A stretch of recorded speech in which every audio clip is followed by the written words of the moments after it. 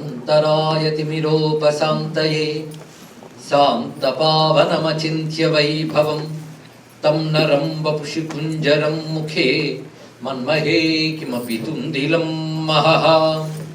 शरणं करवाणि शर्मदं ते चरणं वाणि चराचरोपजीव्यं करुणामसृणैः कटाक्षपातैः कुरु माम् अम्ब कृतार्थसार्थवाहम्। शारदा शारदाम्भोजवदना वदनाम्बुजे सर्वदा सर्वदास्माकं सन्निधिः सन्निधिं क्रियात्। विमलपटी कमलपुटी पुस्तकरुद्राक्ष शस्तहस्तपुटी कामाक्षि पक्ष्मलाक्षि कलितविपञ्ची विभासि वैरिञ्ची। वागर्थाविव सम्पृक्तौ वागर्थप्रतिपत्तये जगतः पितरौ वन्दे पार्वती परमेश्वरौ। गुरवे सर्वलोकानां विषजे भवरोगिणां निधये सर्वविद्यानां दक्षिणामूर्तये नमः। नारायणसमारम्भां व्यासशङ्करमध्यमाम् अस्मदाचार्यपर्यन्तां वन्दे गुरुपरम्परां। नारायणं नमस्कृत्य नरं चैव नरोत्तमं देवीं सरस्वतीं व्यासं ततो जयमुदीरयेत्। यज्ञेश अच्युत गोविन्द माधव अनंत केशव कृष्ण विष्णु हृषीकेश वासुदेव नमोस्तुते। श्री वासुदेव नमोस्तुते। शिवाय गुरवे नमः। शिवाय गुरवे नमः। शिवाय गुरवे नमः। श्रीमात्रे नमः। श्रीमात्रे नमः। श्रीमात्रे नमः। श्री विष्णु रूपाय नमः शिवाय। श्री विष्णु रूपाय नमः शिवाय। श्री विष्णु रूपाय नमः शिवाय।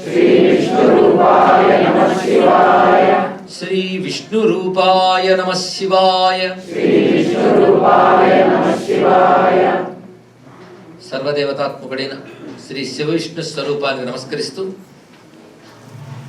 విష్ణు సహస్రనామ భావగ్రహ ఉపన్యాసంలో ఇవాళ 5వ పూట ప్రవచనంలోకి ప్రవేశిస్తున్నాం.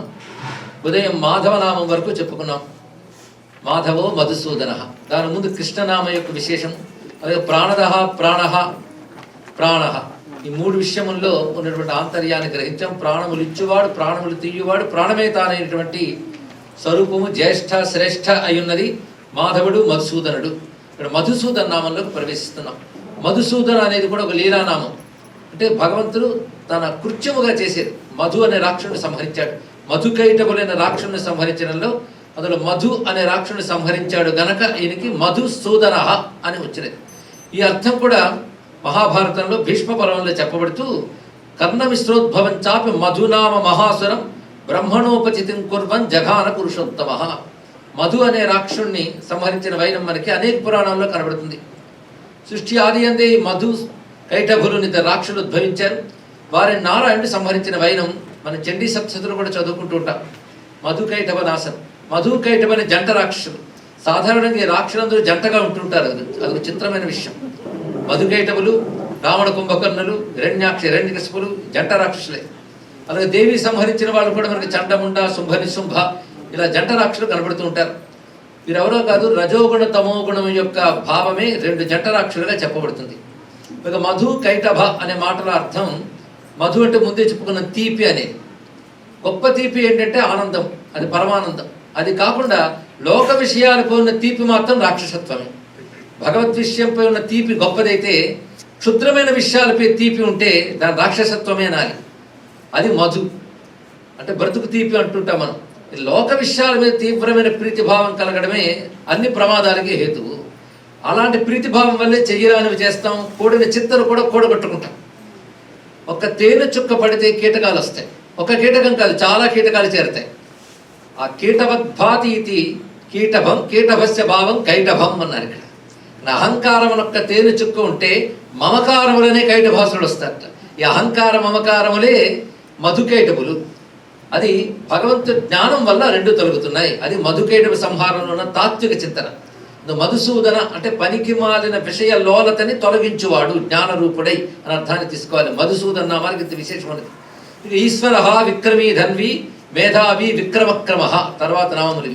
ఈశ్వర, ఈశ్వర నామం మళ్ళీ ఇక్కడ కనబడుతున్నది. ఈశాన, ఈశ్వర కూడా విష్ణునామములుగానే చెప్పబడుతున్నాయి. ఈశ్వరుడు అంటే జగన్నియామకుడు, జగచ్చాసకుడు, సర్వైశ్వర్యవంతుడు, మూడు అర్థములు స్వీకరిస్తూ ఆయన ధన్వి. ధన్వి అంటే ధనస్సు కలిగిన వాడు అని అర్థం. దీన్ని బట్టి రామావతారం ఒక్కసారి మనకు స్ఫురణ కలుగుతుంది. అయితే రామావతారం రాకముందు కూడా నారాయణుడు ధన్వియే, అనగా ధనుస్సు ఆయుధముగా కలిగిన వాడు. విష్ణువు యొక్క ధనువు పేరు శాంగము. ఆ శాంగం అనే ధనుస్సు కలిగిన వాడు కనుక ధన్వి అని పేరు. ఇక విక్రముడు, విక్రముడు అంటే శౌర్యవంతుడు. విష్ణువుని ఇచ్చిన శౌర్యవంతుడు ఉంటాడు, అది శౌర్యం కలవాడు. అక్కడ విక్రమ చెప్పబడుతున్నాడు. మేధావి, మేధావి శబ్దం వచ్చింది. ఇక్కడ గమనిస్తే ఇక్కడికిక్కడే విక్రమనామం ఎలా వస్తుంది చూడండి. విక్రమి వచ్చింది, ధన్వి, మేధావి, విక్రమ, క్రమ, రెండు పర్యాయాలు విక్రమ శబ్దం వస్తున్నది. అంటే మొదలు శౌర్యవంతుడు అర్థంలో చెప్పారు. తర్వాత మేధావి, మేధావి అంటే గొప్ప బుద్ధిశక్తి గలవాడు అని అర్థం. మేధాని దేన్నారంటే అనేక గ్రంథముల యొక్క జ్ఞానాన్ని ఎల్లవేళలా ధారణలో ఉంచుకున్నవాడిని మేధావి అనాలి. ఇక్కడ అంటే బహుశాస్త్ర విషయముల్ని తన బుద్ధిశక్తులను నిలుపుకునేటువంటి ఒకనొక ప్రత్యేక విశేషాన్ని మేధస్సు అంటారు. అది కలవాడు మేధావి. ఈయన సర్వ మేధస్సులకి మూలమైన, అంటే సర్వజ్ఞాన స్వరూపుడు నారాయణుడు. సమస్త శాస్త్రములు ఆయన నుంచి ఉద్భవించాయని శాస్త్రములన్నీ చెప్తున్నాయి. అది వేదాశాస్త్రాన్ని సర్వాణి ఏతత్సర్వం జనార్దనాత్. వేదము, సాంఖ్యము, యోగం ఇత్యాది శాస్త్రములన్నీ స్వామి నుంచే వచ్చాయి. శాస్త్రయోనిత్వాత్తన బ్రహ్మసూత్రంలో ఒక మాట ఉన్నది. శాస్త్రములన్నీ ఆయన నుంచే వచ్చాయి. అందుకే శాస్త్రముల ద్వారానే ఆయన తెలుసుకోగలం. ఆయన నుంచి వచ్చిన శాస్త్రముల్ని గురువు ద్వారా అధ్యయనం చేసి దాని ద్వారా పరమాత్మ అర్థం చేసుకొని మనం పొందగలం. అది పరమాత్ముడు సర్వమేధస్సులకి మూలమైన. అందుకే తెలివి ఎవరిది అంటే భగవంతుడిది. కానీ ఆయన కృప వల్ల మనకు తెలివి రాగానే మనమేదో తెలివి గలవాడు అనుకుంటూ ఉంటాం. అలా అనుకుంటే పర్వాలేదు, కానీ మనల్ని మించి తెలివి లేనివాడు ఇంకోటి తెలివి గలవాడు ఇంకోటి ఉంటాడు అనుకుంటాడు, మరీ ప్రమాదం. అలాంటి నేనే తెలివైన వాడిని అనుకున్న కొందరు కనబడతారు, వాళ్ళని మనం రాక్షసులు అంటాం. ప్రభుత్వంతటి శాసించి పంచభూతాలను తన పాదాక్రాంతం చేసుకున్న మేధావులు రాక్షసులు. అదిగో రావణుడు ఉన్నాడే, వాడు సైగ చేస్తే చాలు సూర్యుడు చంద్రుడు కూడా ఆయన తగ్గట్టు నడుస్తూ ఉంటారట. ఇలా పంచభూతాలను నిగ్రహించుకున్నాడు. అదేవిధంగా గొప్ప మేధావి హిరణ్యకశిపుడు. పగలు కానీ, రాత్రి కానీ, వెలుగు కానీ, చీకటి కానీ, ఎండ కానీ, వేడి కానీ చాలా కోరుకున్నాడు. ఆయన తను మేధావి అనుకున్నాడు. వస్తే అటో రావాలి, ఇటో రావాలి, చావు ఇంకో వైపు వచ్చే అవకాశం లేదు కనుక అటు ఇటు లేకుండా ఉంటే ప్లాన్ చేశాడు. ఏం మేధావండి, కోరికంటే అలాగే కోరుకోవాలి. ఎందుకంటే బ్రహ్మదేవుడు అన్నాడు, చావు లేని వరం నేను ఇవ్వలేనయ్యా అంటే బాగా ఆలోచించాడు. చస్తే పగలో లేదో రాత్రి చస్తాం కదా, అందుకే రెండిట్లో చావకూడదన్నాడు. ఇంకా అక్కడితో బెసిగిపోకుండా ప్రాణం ఉన్నవాటి చేత కానీ, ప్రాణం లేని వాటి చేత కానీ, అప్పుడు తెలిసినంత వరకు గొప్ప మేధావి ఎవడు? హిరణ్యకశిపుడు. కానీ వాడికంటే మేధావి భగవంతుడు. అది ఇది కానీ ఒక తత్వం ఉంది, అటు ఇటు ఉంటుంది, దేనికి చెందదు. అదే తన సంధ్యాతత్వం, అది చూపిస్తూ వచ్చాడే. కనుక ఆయన మేధావిని ఎప్పుడు తెలుసుకున్నంతకాలం మన మేధస్సు చక్కగానే పనిచేస్తుంది, అహంకారాలు అణుగుతాయి. కనుక గొప్ప మేధావి భగవంతుడే. మేధావి విక్రమ, క్రమ. విక్రముడు అనగానే ఇతరుల్ని ఆక్రమించి పరాక్రమించి ఉండేవాడిని విక్రమ. విక్రమ పరాక్రమ శబ్దాలు రెండింటి కోటే అర్థం. ఇతరుల యొక్క బలముల్ని అణచివేసి తాను విజృంభించేవాడు విక్రముడు. అంటే శౌర్యవంతుడు, విజయాన్ని సాధించేవాడిని అర్థంలో చెప్తాం. కానీ విక్రమ అనే మాటకు అర్థం ఏంటంటే గొప్పగా వ్యాపించువాడు. క్రమ అనే శబ్దానికి ఆక్రమణని వ్యాపించుట అని అర్థం. విష్ణువు కంటే వ్యాపించేవాడు ఎవరున్నారు? విశేషేణ క్రమతి, విశేషముగా జగత్తు ఆక్రమించి ఉన్నాడు, ముల్లోకాలు ఆక్రమించి ఉన్నాడు కనుక విక్రమ అన్నారు. అలాగే క్రమ, క్రమ అంటే ఒక పద్ధతి ప్రకారంగా నడుచువాడు అని అర్థం. ఇక్కడ విష్ణువు గమనశక్తికి సంకేతం. గమనం అంటే వ్యాపకత్వమే గమనము. కాంతి గమనం చేస్తోంది అంటే ప్రయాణం చేస్తోంది. భగవత్ ప్రయాణం ఎలా ఉంటుందంటే, మనం ఒక చోటు నుంచి ఒక చోటుకి వెళ్ళామంటే ముందు చోట్ల ఉండం, ఇక్కడి నుంచి అక్కడికి వెళ్ళాం అంతే. అంటే మరి ఇక్కడ అక్కడికి వెళ్ళిపోయాం. కానీ భగవంతుడు కాదు, అలా కాకుండా ఇక్కడి నుంచి అక్కడి వరకు ఎడతెరిపి లేకుండా వ్యాపించి ఉంటాడు. కానీ ఇక్కడి నుంచి అక్కడికి వెళ్ళే లోపల ఇక్కడ అక్కడ వ్యాపించి ఉంటాడు. ఆ వ్యాపకత్వానికే క్రమము అని పేరు. పైగా స్వామికి క్రమనామాలు చాలా ఉన్నాయి. ఇదం విష్ణు విచక్రమే త్రేధా నిదరే పదం అని విష్ణు సూక్తం వేదంలోనే మనకు చెప్తున్నది. విష్ణువు 3 లోకాల్లో తన పాదం పెట్టి వ్యాపించాడు అన్నారు. అదే విక్రముడు అంటే. 3 లోకాల్లో పాదం పెట్టినప్పుడు ఈ లోకం నుంచి ఆ లోకానికి వెళ్ళేటప్పుడు మొదటి లోకం నుంచి పాదం తీయలేదు. అక్కడ పాదం అక్కడే, ఇక్కడ పాదం ఇక్కడే, 3 లోకాల్లో వ్యాపించాడు. మళ్ళీ త్రివిక్రముడు అనగానే మనకి వామనావతారం గుర్తు రావాలి. ఈ శబ్దములు వచ్చిన ప్రతిసారి మళ్ళీ త్రివిక్రమహానామం మరొక చోట వస్తుంది. విక్రమ ముందు 3 కలిసిందంతే. 3 లోకాల్లో వ్యాపించాడు. ఉన్నవి 3 అసలు, పైన మధ్య క్రింద, వీటంతలో వ్యాపించి ఉన్నవాడు భగవానుడు. అది త్రేధా నిధే క్రమం అనే మాట మనకు మంత్రం చెప్తుంది. అయితే వామనుడు త్రివిక్రముడు అవ్వడం కథ అందరికీ తెలిసింది, బలిచక్రవర్తి కాదు. ఇక్కడ మనం గమనించవలసింది, బలిచక్రవర్తి కూడా మహాభక్తుడు, విష్ణు భక్తుడు. కానీ తన అసుర రాజు గనక రాజుగా తన ధర్మం పాటిస్తూ ఇంద్రాదులను ఆక్రమించుకున్నాడు తన పరాక్రమంతో. అప్పుడు విష్ణువు వామనుడుగా అవతరించాడు. ఆ వామన సంబంధమైన నామాలు ఇంకా త్వరలో రాబోతున్నాయి మనకి. ఆ వామనుడుగా వచ్చినవాడు త్రివిక్రముడు అయిపోయాడు. వచ్చినవాడు ఇంత, అయినవాడంత. ఆ త్రివిక్రముడు అయినప్పుడు సరిగ్గా ఈ మంత్రం మనకు కనబడుతుంది, ఇదం విష్ణు విచక్రమే. అయితే ఈ మంత్రం ముందు వచ్చిందా, త్రివిక్రముడు ముందు వచ్చాడా? మంత్రమే ముందుంది, వామనావతారం తర్వాత వచ్చింది. ఎందుకంటే వామనుడు వెళ్ళేటప్పటికి బలిచక్రవర్తి యజ్ఞం చేస్తున్నాడు. యజ్ఞంలో వాడి మంత్రాలన్నీ వేదముల్లోవే. అంటే వేదం ముందుంది, త్రివిక్రముడు తర్వాత వచ్చాడు. అంటే వేదముల్లో త్రివిక్రమ శబ్దానికి ఒక అర్థం ఉంది. వామనుడు త్రివిక్రముడై వేదంలో ఉన్న స్వరూపాన్ని చూపించాడు బలిచక్రవర్తికి. అది రహస్యం. అంతేగాని కొత్తగా 3 లోకాలు ఆక్రమించలేదు వామనుడు. అప్పటికే 3 లోకాలు వ్యాపించి ఉన్నాడు. ఆ సత్యాన్ని బలిచక్రవర్తికి రుజువు చేసి చూపించాడు, ఇది నాయన అని. ఎందుకు చూపించాడంటే బలిచక్రవర్తి చేసిన దానానికి అని సంతోషించి సత్యాన్ని చూపించాడు. బలిచక్రవర్తికి వచ్చి దానం ఏమడిగాడైనా 3 అడుగులు అడిగాడు. వెంటనే బలిచక్రవర్తికి అది ఇన్సల్ట్ అనిపించింది. అవతల వాడిని చూడడం ఇన్సల్ట్ ఫీల్ అయిపోయాడంటే రాజస గుణం అంత ఉందని అర్థం. ఇక్కడ లేనిపోని ఇన్సల్ట్. ఎవరికి ఇన్సల్ట్ అంటే వాడికి వాడు ఫీల్ అయిపోతుంటాడు. అహంకారం వల్ల వచ్చే గుణం. ఇన్సల్ట్ ఫీల్ అయ్యి అన్నాడు, నువ్వు ఎవరిని అడుగుతున్నావో తెలుసా? ఎవడు సమస్త లోకములకు అధిపతియో వాడిని 3 అడుగులు అంటూ ఉంటే నాకు అవమానం కాదా? రేపు పొద్దున వెళ్ళి ఏం చెప్తావు? బలిచక్రవర్తి నా 3 అడుగులు ఇచ్చాడు అని చెప్తే నాకు అవమానం. చిన్నపిల్లవాడు కదా, అడగడం కూడా నీకు తెలియదు. వరచేలంబుల మాడలు మడుగులు వన్యంబులో బోడు దృష్టి చెప్పాడు. వీటిలో ఏవైనా కోరుకో, నువ్వు ఏనుగులు కావాలా, గుర్రాలు కావాలా, ఏమైనా కోరుకో అంటే వెంటనే అన్నాడు, నీ దగ్గర ఉన్నాయని నేను అడగడం కాదయ్యా, నాకు ఏది అవసరమో అది అడుగుతాను అన్నాడు. ఇది బాగా తెలుసుకోవాలండి. అవతల వాడి దగ్గర ఏముందో చూసి అడగడం కాదు, మనకి ఏమో అవసరమో తెలుసుకోవాలి ఇక్కడ. పైగా ఆశ ఉన్నవాడికి 3 లోకాలు ఇచ్చిన తృప్తి ఉండదు. ఆశ లేని వాడికి 3 అడుగులు ఇచ్చారు. పైగా ఏది కావాలంటే అడుగు అన్నావు, కానీ నాకేది కావాలనేది నా అవసరం బట్టి నిర్ణయించాలి. నా అవసరం నా ధర్మం బట్టి నిర్ణయించాలి. ఈ పాయింట్ అందులో ఉన్నది ఇక్కడ. అదే ఎవరికైనా లేని అవసరాలు కూడా పుడతాయి, అవతల పడిస్తాను అలాగే.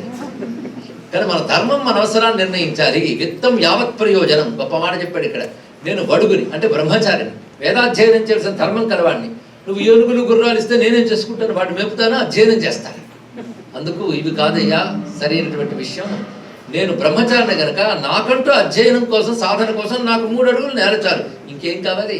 అందుకే నాకు ఎదుర్ఛాలాభ సంతుష్టి అనేది ఒకటి ఉన్నది, సంతృప్తి అనేది ఉన్నది. ఆ సంతృప్తితో ఉన్నవాడు ఎప్పుడైనా సుఖపడతాడు. సంతోషం లేని వాడికి ఎప్పుడు సుఖం ఉండొస్తుమా? అందుకే అడిగినంత ఇవ్వు. ఒంటివాడ నాకు 1-2 అడుగుల మేర ఇమ్ము, సొమ్ము మేర యొల్లా.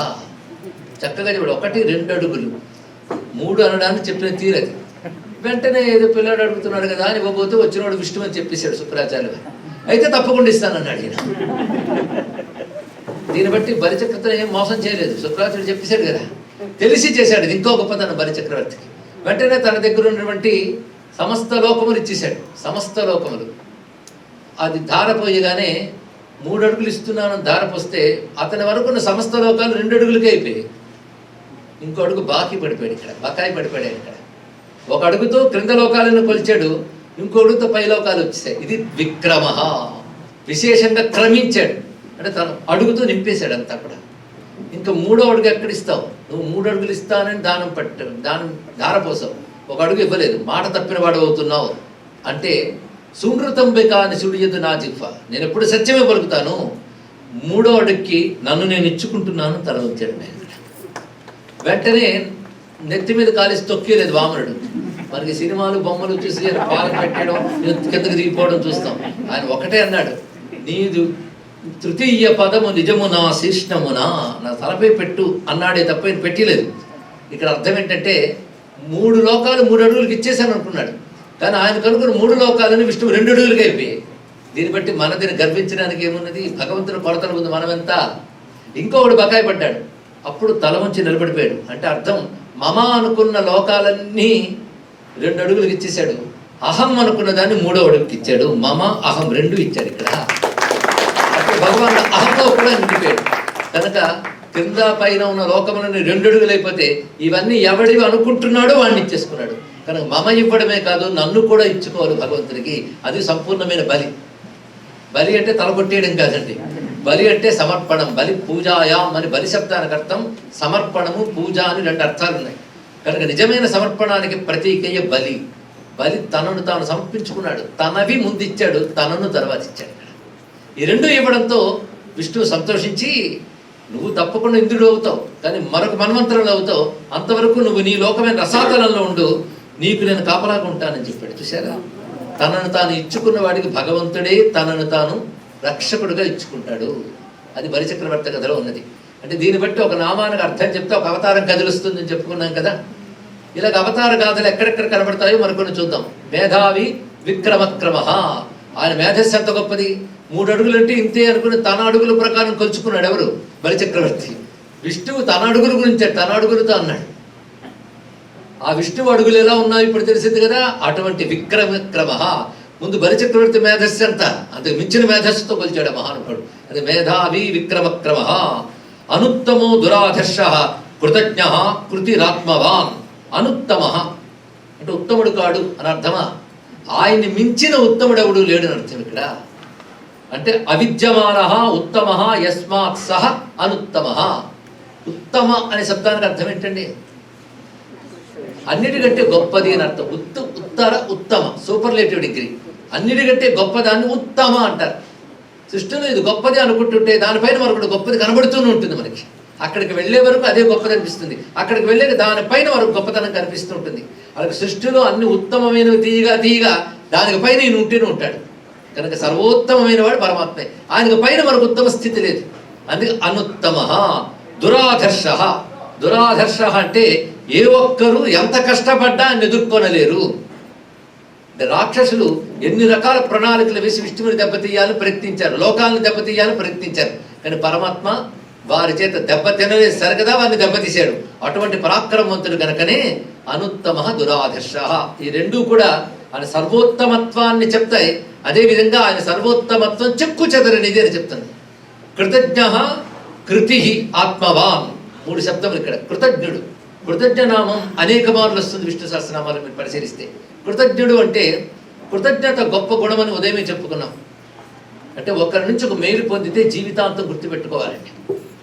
దానికి గొప్ప ఉదాహరణ రామచంద్రమూర్తి అంటూ ధర్మజ్ఞశ్చ కృతజ్ఞశ్చ అని వాల్మీకే రాముడి గురించి చెప్తూ చెప్పారు. రాముడి యొక్క కృతజ్ఞతా గుణం గురించి గొప్ప మాట అంటాడు వాల్మీకి. ఏమనంటే, అవతలి వాళ్ళు 1000 తప్పులు చేసినా గుర్తుపెట్టుకోడు, ఒక్క ఉపకారం చేస్తూ గుర్తుపెట్టుకుంటాడు జీవితాంతం. అది రాముడు అంటే. ఇతరుడు వైస్ వెర్సా. వాడు ఎన్ని మంచి పనులు చేసినా గుర్తుపెట్టుకోడు, ఒక్క చెడ్డ పని చేస్తే మాత్రం జీవితాంతం సతాయిస్తుంటాడు. అందుకే ఆయన రాముడు అయ్యాడు.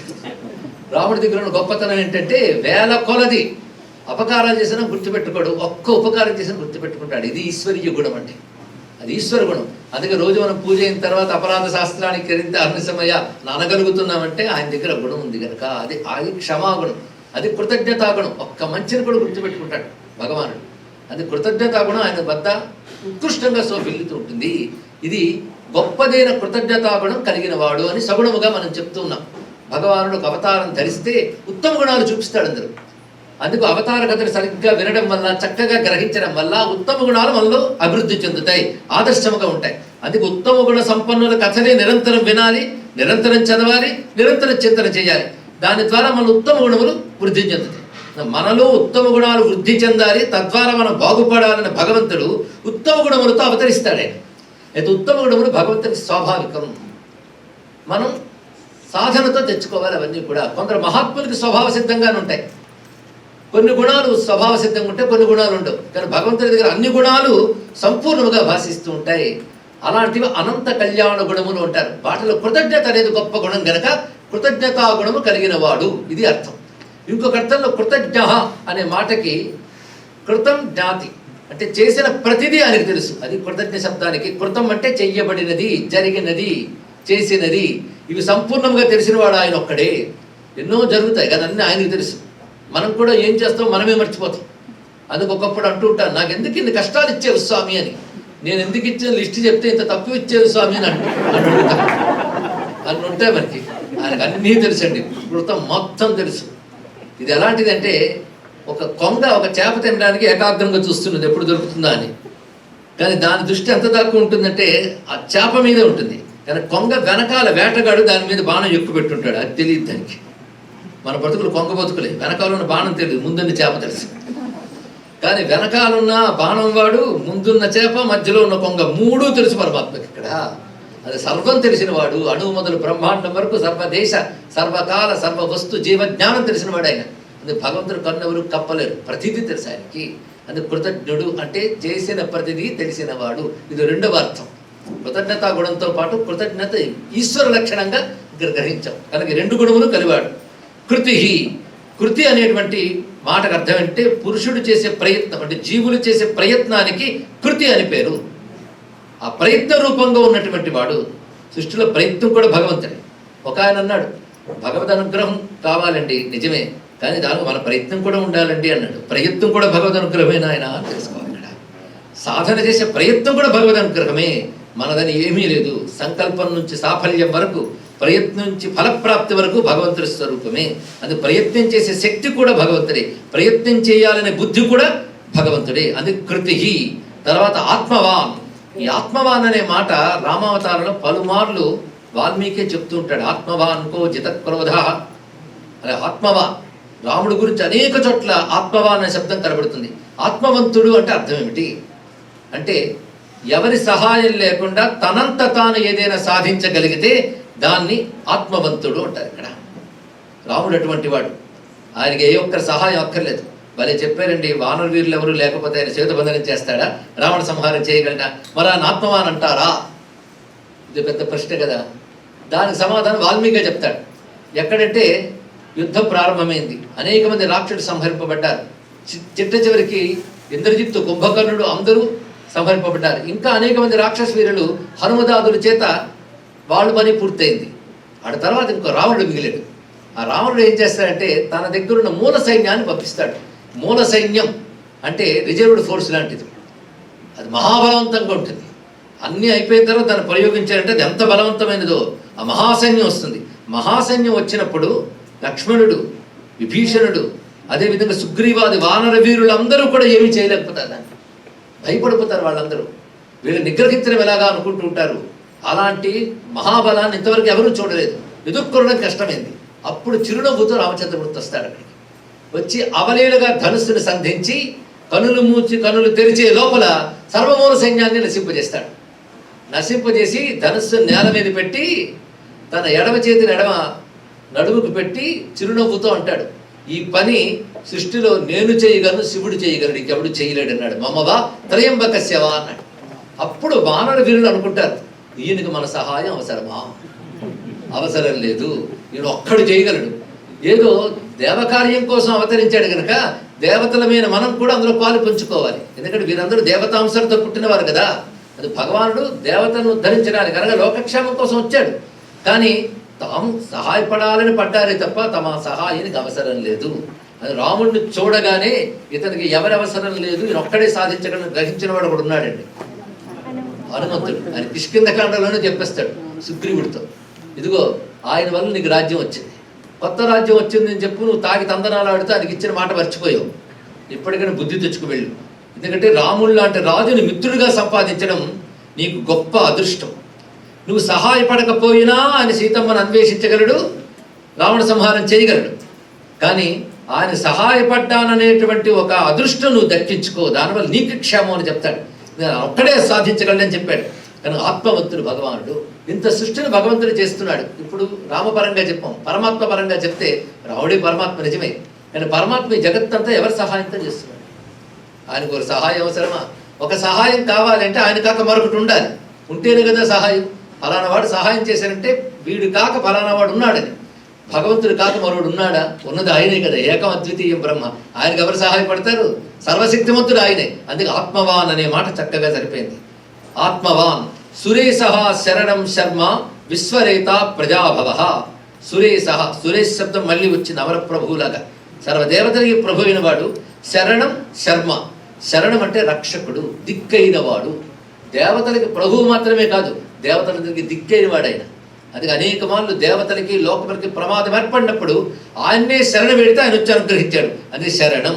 శర్మ, శర్మ అంటే అర్థం ఆనందం అని అర్థం. ఇక్కడ ఏ ఆనందాన్ని శర్మ అనాలంటే ఇంద్రియజన్యమైన లౌకికానందమును కాకుండా జ్ఞానజన్యమైన బ్రహ్మానందాన్ని శర్మ అనాలి.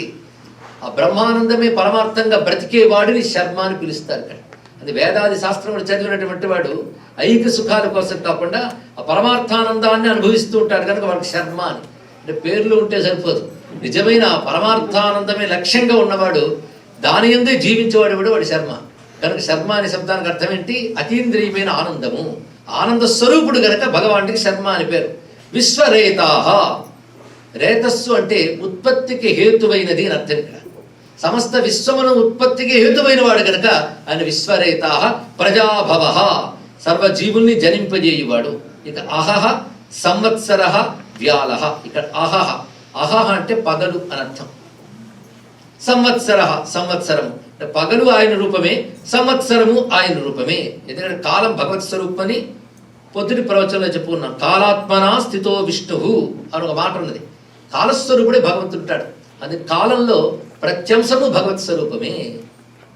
నిమిషం మొదలుకొని కల్పాల వరకు భగవంతు స్వరూపంగా భావించాలి. అందులో మనకి తెలిసిన లెక్కల్లో సంపూర్ణ కాలం అంటే సంవత్సరం, సంపూర్ణ కాలం. అది సంవత్సర నామం వచ్చింది. ఇది సంవత్సర, వత్సర, ఈ నామములు విష్ణు సహస్రంలో కనిపిస్తుంటాయి పలు తావుల్లో. ఎన్ని పేర్లు ఉన్నాయో సంవత్సరానికి. వత్సరము, సంవత్సరము.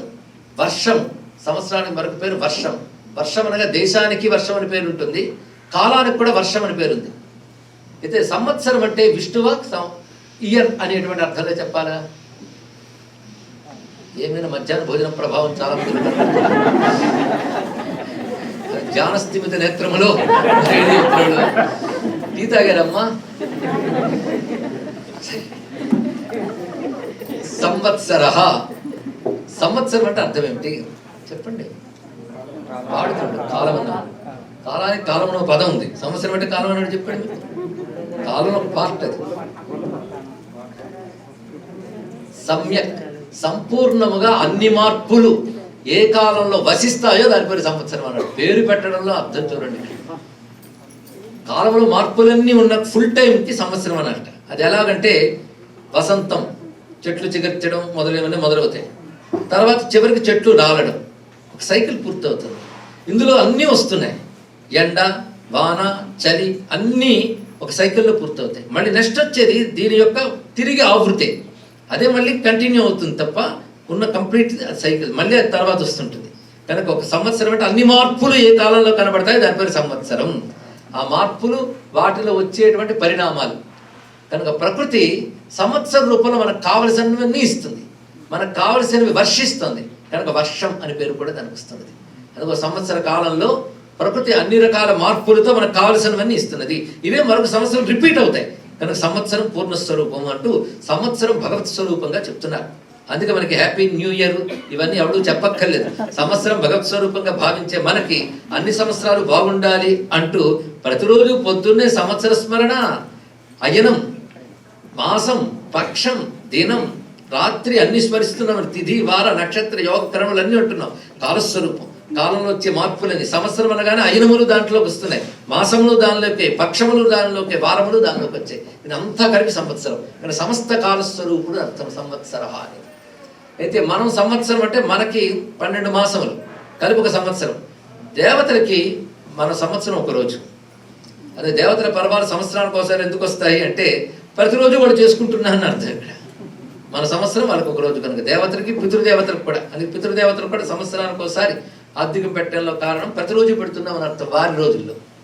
కనుక సంవత్సరం ఇంత ప్రధానమైన కాలం కనుక. అయితే సంవత్సరం ఎందుకు చెప్పారంటే సంవత్సరంలో మార్పులన్నీ మన వల్లగా జరగట్లేదు, పరమాత్మ యొక్క స్వరూపం చేతనే. అందుకే wish you happy new year అనే మాట వేదంలో కనబడుతుంది. ఎలా కనబడుతుందంటే శివాన సంత్ వార్షికీ ఒక మంత్రం ఉందండి. అంటే వార్షికీ అనగా సంవత్సరంలో వచ్చే మార్పులన్నీ శివాన సంతు మనకు శుభకరంగా ఉండుగాక. ఇంతకంటే బెస్ట్ విషెస్ ఎవరు చెప్తారు చెప్పండి అక్కడ. అలా గుడ్ మార్నింగ్, గుడ్ డే అనే మాట కూడా కనబడుతుంది. సుషాచ మే సుదినంచ మే. సు ఉష అంటే గుడ్ మార్నింగ్, సుదినం గుడ్ డే. అంటే శుభాకాంక్షలు నోటి నుంచి కాకుండా మంత్రం నుంచి వస్తాయి. అది గొప్ప విషయం ఇక్కడ. అలా సంవత్సర స్వరూపాన్ని విధంగా చెప్తున్నారు. అయితే ఇక్కడ మనకు రహస్యం ఉంది. యజ్ఞములు సంవత్సర రూపంగా చెప్పబడతాయి. అందుకు ఇది రహస్యమైన విషయం ఉందంట. భగవానుడు యజ్ఞస్వరూపుడు గనక సంవత్సరం అంతా యజ్ఞాత్మకం. ఇది ఎలాగంటే ఇప్పుడు అగ్నిహోత్ర గృహాలు లేవు. యజ్ఞ సంస్కృతి క్రమంగా పోతుంది. మనం ఏవి పోగొట్టుకున్నామో తెలిస్తే కళ్ళ నీళ్ళు వస్తాయండి.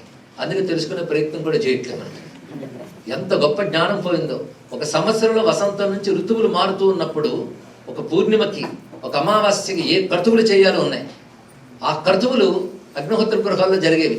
దర్శపూర్ణ, మాసేష్టి ఇత్యాదులు ఉంటాయండి.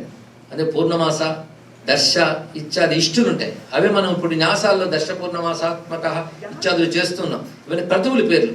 అదేవిధంగా శరత్కాలం వచ్చినప్పుడు క్రతువు చేస్తారు, వసంతం వచ్చినప్పుడు క్రతువు చేస్తారు. ఋతువుల్లో వచ్చే మార్పులు గమనించి ఆ మార్పులు బట్టి దేవతాశక్తుల అనుగ్రహం భూమికి లభించడం కోసం క్రతువులు చేయడం ఉన్నాయి. ఈ క్రతువంతా సంవత్సరాత్మకం.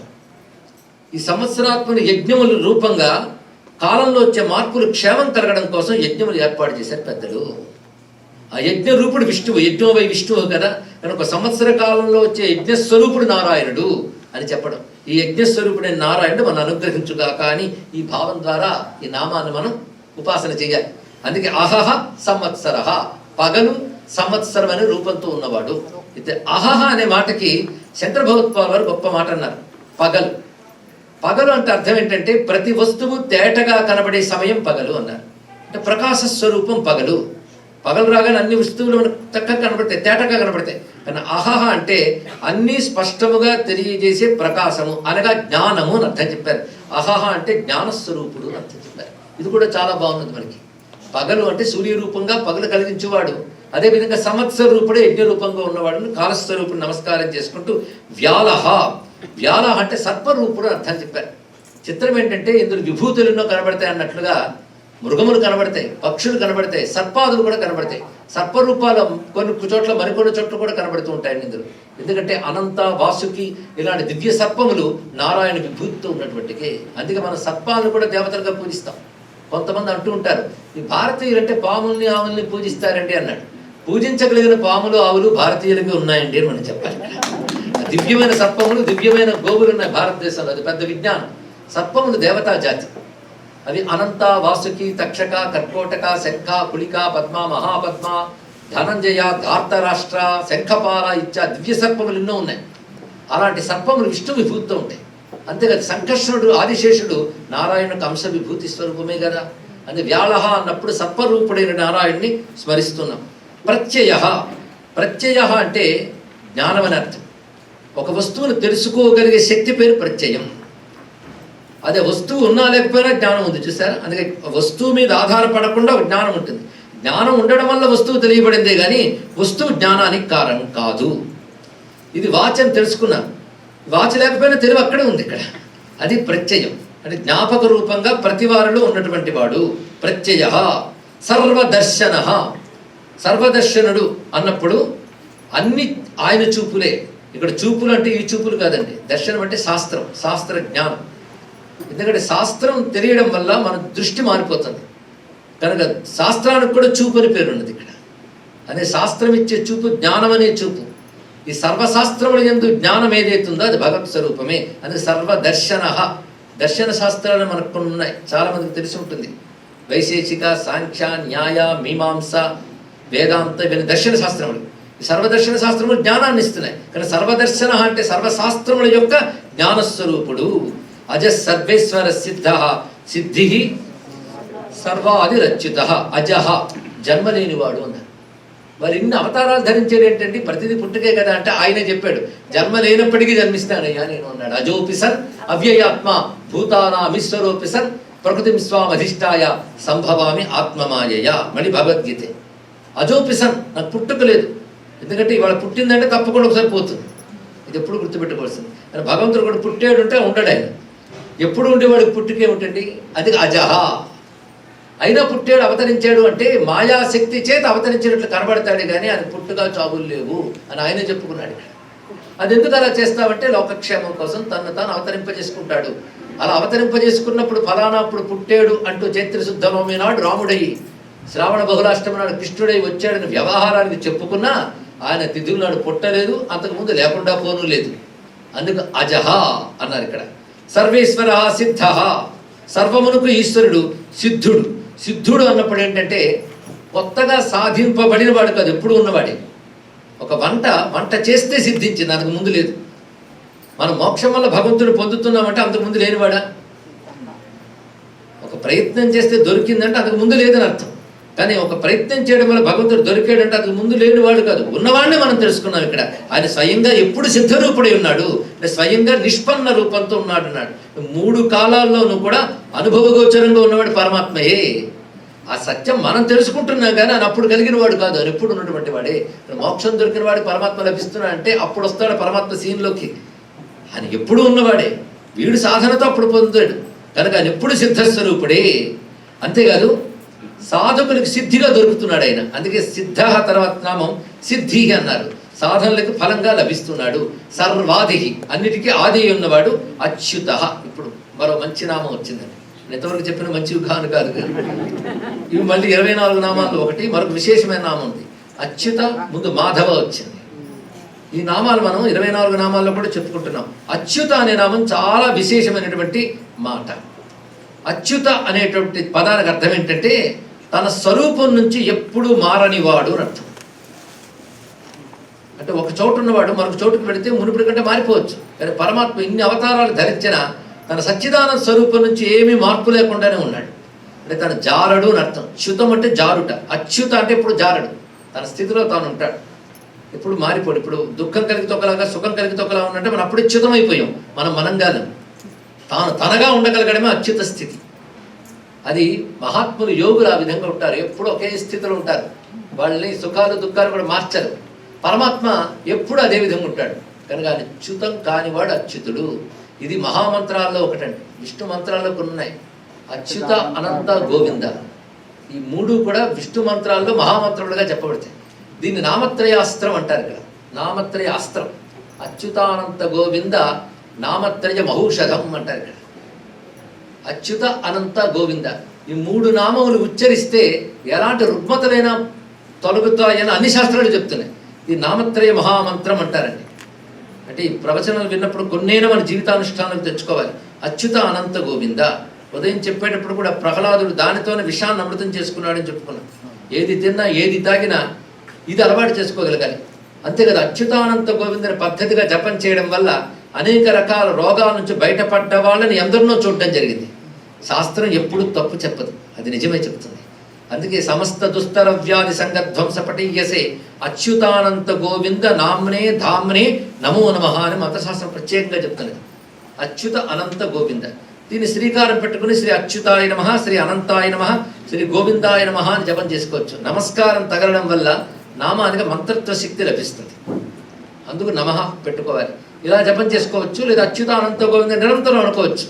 దీనికి దేశకాల నియమాలు లేవు. ఎవడైనా ఎప్పుడైనా ఎక్కడైనా అనుకోవచ్చు. నామాలకున్న సౌకర్యం అదండి.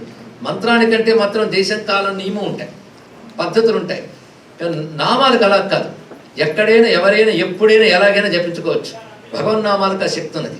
అదే నామత్రయం ఔషధం అన్నారు. ఈ నామత్రయం 3 కలిపిన ఒక ఔషధం. దీనివల్ల ఎందరో బాగుపడ్డారు. అందుకే అచ్యుత అనంత గోవింద ఈ 3 మహాశక్తివంతమైనటువంటి నామములుగా చెప్పబడుతున్నాయి. అసలు భగవన్నామములన్నీ ఔషధాలే. ఇందులో ఔషధం నామాలు చాలా కనబడతాయి. ఔషధం జగతస్సేతు, ఒక దగ్గర ఔషధం అన్నమాట వస్తుంది. నిర్వాణం, భేషజం, భిషక్. భేషజం అంటే మందు, భిషక్ అంటే డాక్టర్. 2 ఆయనే. ఆయన ఔషధం, ఆయనే వైద్యుడు. ఒక ఆయన అన్నాడు, ఈ రోజుల్లో ఇంత వైద్యశాఖ డెవలప్ అయిపోయాక ఇంకా దేవుళ్ళు ఏమిటంటే, ఇంత డెవలప్ అయింది కనుక దేవుళ్ళు కావాలి. ఎందుకంటే ఏదో జబ్బు వచ్చింది, ఏదో డాక్టర్కి వెళ్తే వాడేదో టెస్ట్ రాస్తే ఉన్న జబ్బుకు తోడు 10 జబ్బులు తోడే వచ్చేట్టు వరకు ఇలా తయారైతే ఎలా అండి? అందుకే సరైన వైద్యుడు దొరకాలన్నా, సరైన ఔషధం దొరకాలన్నా భగవత్ కృప కావాలి. అది ఈ రోజుల్లో ఇంకా అవసరం. భేషజం భిషక్ అని చెప్పడంలోనే గొప్ప మాట ఉన్నది. ప్రథమో ఉదయవ్యో భిషక్ అని రుద్రంలో కూడా చదువుతున్నాం మనం. భగవంతుడే గొప్ప వైద్యుడు. అది వేద్యో వైద్య సదా యోగి వీర మాధవో మధు. మళ్ళీ అక్కడ కూడా మాధవ శబ్దం వచ్చింది చూడండి. ఇక్కడ ఆయన వైద్యుడు.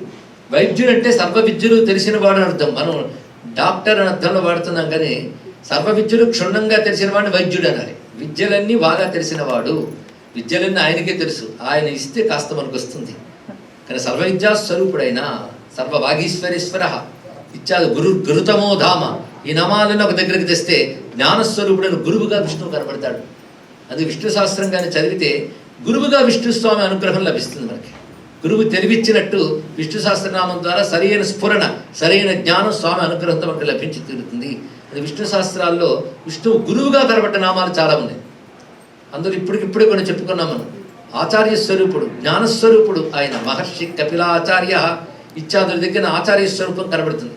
అలాగే హయగ్రీవ స్వామి అవతారం మనకి గురుతమో ధామ సత్యపరాక్రమ ఇత్యాది నామాల దగ్గర హయగ్రీవ అవతారం స్ఫురింపబడుతుంది. హయగ్రీవ అంటే నారాయణుడు ధరించిన గురుస్వరూపం, దాన్ని భావించాలి. అలాంటి గురుస్వరూపం వైద్యుడు. ఆ వైద్యుడే ముందు చెప్పినట్టు వేద్య వైద్య, వేద్య వైద్య పదాలు జాగ్రత్తగా చూడాలి. వేద్యుడు అంటే తెలియబడేవాడు. సర్వశాస్త్రములు ఎవరిని తెలియజేస్తున్నాయి? సర్వే వేదాహ యత్పద మామనంతి ఉపనిషత్ వాక్యం. సర్వవేదములు ఏ పరంపదాన్ని చెప్తున్నాయో అతడు నారాయణుడు. ఆ మాట తానే గీతలో చెప్తున్నాడు. వేదైశ్చ సర్వై రహమేవ వేద్య. వేదములన్నిటి చేత తెలియబడే పరతత్వము నేనే, వేదముల తాత్పర్యం నేనే అన్నాడు. అది వేద్య. వైద్య సర్వ విద్యల స్వరూపుడు కనుక వైద్యుడు. అందుకే మనం చికిత్సకుడిని వైద్యుడు అని అంటూ ఉంటాం. ఎందుకంటామంటే నీకు తెలియని రోగం ఆయనకు తెలుసు కనుక డయాగ్నోస్ చేస్తాడు. లోపల ఉన్నది ఏంటో తెలుసుకుంటాడు. తెలుసుకునే శక్తి ఉంది కనుక ఆయనకు వైద్యుడు అంటున్నాం మనం. కానీ వైద్యుడు అంటే అన్నీ తెలుసుకునే శక్తి కలవాడని అర్థం. నిజానికి సర్వశాస్త్రవేత్తను కూడా వైద్యుడే అన్నారు. ఇది ఇక్కడ విశేషించి ఆయన చికిత్సకుడు కూడా. చికిత్సకుడిని చెప్పడం కోసం భిషక్ అనే మాటని చెప్పారు. భేషజం భిషక్. మందు ఆయనే వైద్యుడు అని. ఇది బాగుందండి. మందు వేరు వైద్యుడు ఏదో అలా ఉంటుంది, కానీ మందు ఆయనే వైద్యుడు ఆయనే. భిషక్ తమం త్వాం భిషజాం శృణోమి వేదమంత్రం అక్కడ నుంచి వచ్చింది రెండు నామాలు. కానీ గొప్ప వైద్యుడు, గొప్ప ఔషధం. అదే మరి పెద్దవాళ్ళు ఒక మాట చెప్తూ ఉంటారు. శరీరే జర్జరీభూతే వ్యాధిగ్రస్తే కళేబరే ఔషధం జాహ్నవీతోయం వైద్యో నారాయణో హరి. అంటే వైద్యో నారాయణో హరి. వైద్యుడే నారాయణుడు కాదు, నారాయణుడే వైద్యుడు. తెలుసుకోండి. ఇక్కడ అయితే వైద్యుడు నారాయణ అనుకో, కొంచెం నారాయణ అనుగ్రహం కలిగి నీకు అనుకూలంగా వైద్యుడు పనిచేస్తాడు. ఇక్కడ వైద్యుడు నారాయణుడే, ఔషధం గంగాధరమే. అంత గొప్ప మాట. అంటే ఔషధం గంగ అంత పవిత్రమైనది, వైద్యుడు నారాయణుడు అంత గొప్పవాడు అనే భావం చెప్పడమే కాకుండా నారాయణుడే వైద్యుడిని తెలుసుకో, గంగయే ఔషధం అని తెలుసుకో అని చెప్తున్నాను. అందుకు ఇక్కడ నారాయణుని వైద్య రూపంగా అనుకునే నామాలు చాలా ఉన్నాయి. ఇలాంటి నామాల వల్లనే విష్ణు సహస్రనామ పఠనం అనేక రుగ్మతలను పోగొడుతుంటుంది. ఒక రహస్యం ఏంటంటే చరకుడు సుశ్రుతుడు చాలా మందికి తెలుసుంటారు. ఆయుర్వేద వైద్యంలో మహానుభావుడు. ఈ సుశ్రుతుడు మొట్టమొదటిగా శస్త్రచికిత్స చేసినటువంటి మహానుభావుడు. సైన్స్ తెలిసిన వాళ్ళకి తెలుస్తుంది. మొదట సర్జరీ సుశ్రుతుడే చేశాడు.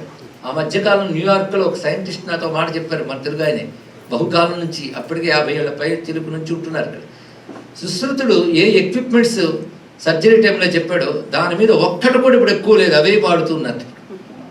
తెలుసుకోండి. ఇది భారతీయ సంస్కృతిని గర్వించదగ్గ అంశం మన ఆయుర్వేద వైద్య శాస్త్రం. అప్పటికైనా ప్రపంచం తెలుసుకోవాలి ఆ విషయాలు. రహస్యమైన విజ్ఞానం, సంపూర్ణమైన వైద్య శాస్త్రం అక్కడ కనబడుతుంది. అది ధన్వంతరి, ఆ నామం కూడా ఇందులో కనబడుతుంది. ధన్వంతరి రూపంలో విష్ణువే క్షీరసాగర మొదల సమయంలో ఒక చేత్తో అమృతం, ఒక చేత్తో వైద్యశాస్త్రం పట్టుకొచ్చాడు. అంటే అమృతం దేవతలకు ఇచ్చాడు, వైద్యశాస్త్రం మనకి ఇచ్చాడు మహానుభావుడు కూడా. అది పరమాత్మ నుంచి వచ్చింది కనుకనే ఆ శాస్త్రం ఇప్పటికీ గట్టిగా ఉంది. లేదండి కాలంతో చాలా మార్పులు చెందేయండి. ఎన్ని మార్పులు చెందినా కాళ్ళు చేతులు అవే, లోపల అవయవాలు అవే.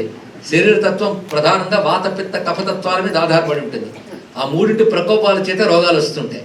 ఆ 3 తత్వాలను పట్టుకుని వాటి బట్టి ఎలా చికిత్స చేయాలో, వాటి వికారాలు ఎలా ఉంటాయో చెప్పినటువంటిది భారతీయ వైద్య శాస్త్రం. అందుకని క్షుణ్ణంగా అధ్యయనం చేయగలిగితే ప్రపంచంలో సర్వరుగ్మతల్ని తొలగించగల శక్తి ఉంది అని చెప్పడంలో నాకు అటువంటి సందేహం లేదు. ఆ శాస్త్రంపై ఉన్న గౌరవంతో ఇక్కడ చెప్తున్నటువంటి అంశం ఇక్కడ అటువంటిది వైద్యశాస్త్రం. శారీరక వైద్యంకి వాతపిత్త కఫతత్వాలు, మానసిక వైద్యానికి సత్వరజస్తమో గుణాలు. ఈ సత్వరజస్తమో గుణ ప్రకోపాలు మించి చికిత్స చేయగలిగితే మానసిక రోగాలు పోతాయి. కనుక ఆ గుణాలను స్టడీ చేయాలి. ఎవడిలో ఏ గుణం బాగా ఉందో తెలిసిపోతుంది వాడి తత్వం బట్టి. దాన్ని బట్టి మనం ట్రీట్ చేయగలగాలి. ఇవి జాగ్రత్తగా తెలుసుకోగలిగితే మానసిక వైద్య శాస్త్రంలో కూడా మంచి మార్పులు తీసుకోవచ్చండి. అంత విశేషమైన అంశం ఉన్నాయి. ఇటువంటి శాస్త్రములన్నీ ఉత్పన్నం చేశారు మన పెద్దవాళ్ళు. సుశ్రుతుడు తన సంహితలో విష్ణు సహస్రం చెప్తూ అది ఎందుకు చెప్పారంటే వస్తున్న ఆ విషయానికి. సుశ్రుతుడు చరకుడు కూడా వాళ్ళ గ్రంథాలు స్పష్టంగా రాశారు. ఫలానా రోగం పోవాలి అంటే ఫలానా ఔషధంతో పాటు ఫలానా మంత్రం పారాయణ చేయాలని చెప్పారు. అది ఆశ్చర్యం. అంటే చికిత్స అనేటువంటిది ఔషధంతో కొంత, మంత్రంతో మరికొంత, కానీ 3 రకాలుగా చికిత్స జరుగుతుంది అని మన వైద్యశాస్త్రం చెప్తుంది. మణి, మంత్ర, ఔషధ 3. మణులు, మంత్రము, ఔషధం. అది ఔషధాన్ని కాదనలేదు, ఔషధం అవసరమే. అది తొందరగా ఫలించడం కోసం మణి మంత్రాలు కూడా వాడాలి అని చెప్పారు. కానీ మణులు, మంత్రాలు వాడడం. అందులో ఒక చెవుడు చెప్తాడు, కొన్ని రకాల మేఘ రోగాలకి శాంతి జరగాలంటే 2 పారాయణ చేయమన్నారు. సుశ్రుతులు కనిపిస్తుంది, చరకుల్లో కూడా కనబడుతుంది మాట. ఏమిటి అంటే పురుష సూక్తం లేదా విష్ణు సహస్రనామ స్తోత్రం రాశారు వాళ్ళు. అది తెలుసుకోవాల్సిన అంశం. వాళ్ళ వాక్యం అక్కడ రచించారు. ఇప్పుడు విష్ణు సహస్రనామ స్తోత్రం చెయ్యగా అనేక రోగాలు పోతాయి. అందుకే సరి అయిన పద్ధతిలో విష్ణు సహస్రనామ పారాయణం చేయడం నేర్చుకోవాలి. సరి అయిన పద్ధతి, దాని తగ్గ శుచి ఇత్యాదులు పాటిస్తూ, శుచిస్తద్గతమాన సహా, అదే శ్రద్ధాభక్తి సమన్విత, అలా పాటించి చేస్తే విష్ణు సహస్రనామ స్తోత్రం క్రమంగా చేయడం వల్ల రోగాలు పోతాయి. ఎందుకంటే దానిలో చెప్పబడ్డ విశ్వవ్యాపకమైన శక్తి, దానికి సంబంధించిన శబ్దముల్లో వస్తున్న కంపన శక్తి, దీని ద్వారా మన నాడీ మండలం, మన శరీరంలో ధాతువులు సంస్కరింపబడి రోగాలు పోతాయి. ఇదొక రహస్యం. అందుకే రోగాలు పోగొట్టి ఆరోగ్యాన్ని ఇచ్చే నామములు ఎన్నో మనకి ఇందులో కనబడుతున్నాయి. విష్ణు సహస్రనామ స్తోత్రమే ఒక ఔషధం అండి. అందులో అచ్యుత అనే మాటకు వచ్చేటప్పటికల్లా కొంచెం ఆనందం కలుగుతుంది. ఎందుకంటే ఆయన ఎప్పుడు జారనివ్వడు, 2 కూడా. కానీ అచ్యుత అన్నప్పుడు తాను జారనివ్వడు. ఆయన పట్టు జగమంతా చ్యుతం కాకుండా పట్టుకున్నాడంటే పట్టు ఆయనది. అయితే ఆయన పట్టుకున్నప్పుడు ఆయన పడిపోడు. కొందరు పైనుంచి కిందవాడు పైకి, అయ్యా నాకు చెయ్యంది ఇవ్వయ్యా అంటారు. పైవాడు భయపడుతున్నాడు అందివ్వడానికి. ఎందుకంటే చెయ్యంది ఇస్తే వీడు పడిపోతాడు, వీడికి భయం. అంటే వీడికి చ్యుత లక్షణం ఉంది కనుక ధైర్యంగా ఇవ్వలేకపోతున్నాడు. భగవానుడు అలా కాదు, చెయ్యి అందించాడా పైకి లాగుతాడు, ఆయన పడిపోడు లాగే క్రమంలో. అందుకని అచ్యుతుడు, ఆయన జారడు, తన పట్టుకున్న వాడిని జారనివ్వడు. అందుకే చెయ్యి తరిగితే ఆయన్నే అడగాలి, నీకెవరినో కాదు. ఆ రహస్యం ఆదిశంకర భగవత్పాల్ వారికి తెలుసు. అందుకే లక్ష్మీ నృసింహం అమదేహి కరావలంబం అన్నారు. స్వామి నువ్వు నాకు చేయూతనియ్యవయ్యా అన్నారు. ఇక్కడ ఆయన చేయూతిస్తే గట్టిగా లాగుతాడు, జారడు ఆయన పట్టు అలా ఉంటుంది అనమాట. అదే స్వామిని అచ్యుత అనే నామం ఇంత చక్కగా చెప్పబడుతున్నది. కానీ అచ్యుతుడు ఈ నామం నుంచి మనం మరో మంచి నామం 2 గ్రహించి, అనంత, గోవింద. అనంత శబ్దానికి మొన్న చాలా అర్థం చెప్పుకున్నాం. గోవింద శబ్దాన్ని క్లుప్తంగా చెప్పుకున్నాం, కానీ తర్వాత విస్తారంగా స్వామి అనుకూలించినప్పుడు చెప్పుకున్నాం. ఇప్పుడు విశేషించి అచ్యుత నామంతో పూర్తి చేసుకుని తర్వాత నామాల్లో వృషాకపి అనే మాటకు అర్థం ఏంటంటే వర్షించువాడు, వర్షించే లక్షణము గల కపి. కపి అంటే కోతి కదా. కపి అంటే కోతి అని అన్నాం. కపి అంటే కపి ముందు అర్థం చేసుకున్నాం. చిత్రం ఏంటంటే మనకు కొన్ని జంతువుల పేర్లు చూస్తుంటాం, అవి వ్యవహారంలో వాడతాం, కానీ ఇవి నిజానికి సూర్య భగవానుకున్న పేర్లు ఒకటండి. వింధ్యవీథి ప్లవంగమహ విన్నారా? ఎందులో వచ్చింది? ప్లవంగం అంటే కోతి అని అర్థం. సారంగ అంటే లేడీ అని అర్థం, కానీ సూర్యుడికి కూడా సారంగం అనే పేరు ఉంది. అంటే అర్థం ఏంటంటే ఆయన పేరు కోతికి లేడీకి పెట్టారు, కానీ లేడీ పేరు కోతి పేరు ఆయనకి పెట్టారు. శ్రీనివాస్ ఎవడంటే మా పక్కింట్లో ఉంటాడు అనకూడదు, తిరుమల మీద ఉంటాడు, ఆయన పేరు ఈయనకి పెట్టారు. అదేవిధంగా ఆయన పేరు ఆయనకున్నది. కపి అనేది విష్ణువుకి సూర్యుడికి పేరు. సూర్యుడికి విష్ణువుకి భేదం లేదు కదా. ఎందుకు ఆయన కపి అని పేరు ఇచ్చారంటే కం పిబతి ఇది కపి. కం అంటే జలం, జలాన్ని తన కిరణాలతో లాగుతాడు కనుక కపి అని పేరు సూర్య భగవానుడికి అన్నారు. ప్లవంగమ అంటే దుముకుతూ వెళ్ళివాడు అర్థం. సూర్య భగవానుడు ఇంటి నుంచి అటు చూసేటప్పటికల్లా ఎంత వేగమో ప్రయాణం అయిపోతుంది ఆయన కిరణాలకి, అందుకని ప్లవంగమ పేరు ఆయనకి.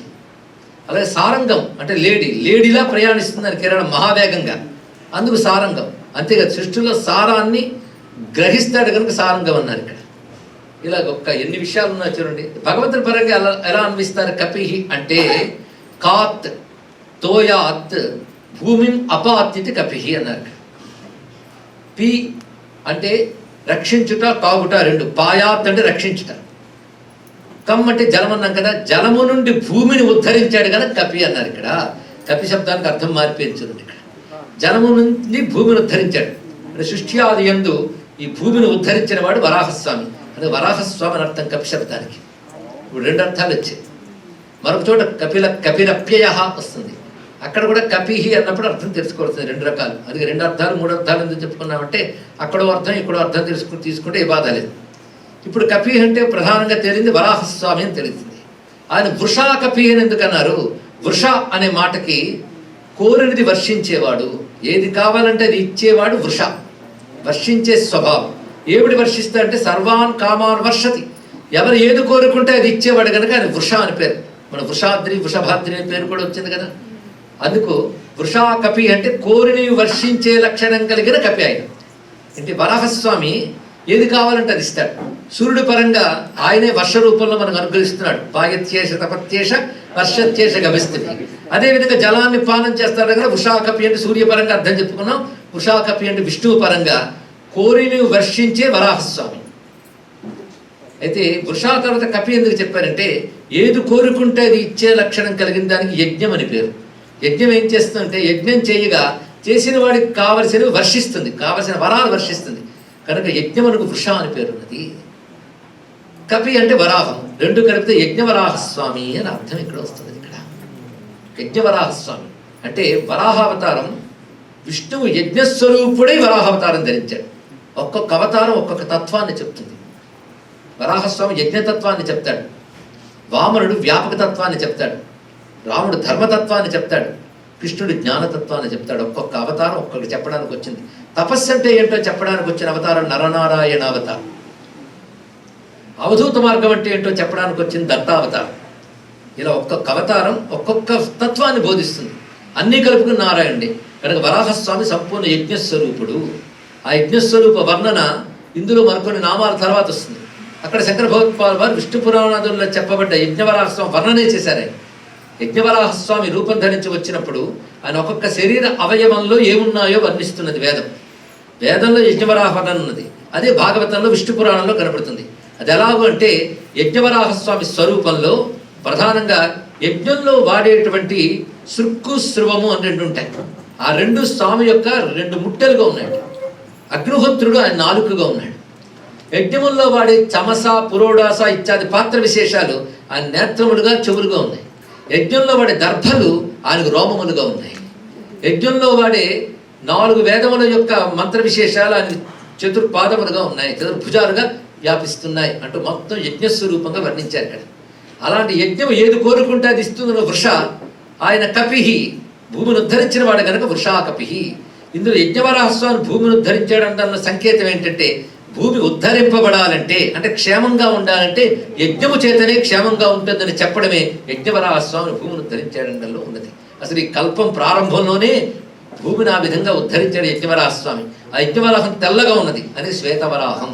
ఈ కల్పం పేరు శ్వేతవరాహ కల్పం. వృషాకపిహి అనే మాటకి ఇంత విశేషమైన భావం ఉన్నది. కోరిని వర్షించేటటువంటి యజ్ఞవరాహస్వామి. అమేయాత్మ సర్వయోగ వినిశ్రుత. అమేయ అంటే ఉదయం చెప్పుకొని అప్రమేయ నామానికి అర్థమే, కొలత కందనటువంటి వాడు, పరిమితి పెట్టలేము ఆయనకి, అపరిమితుడు.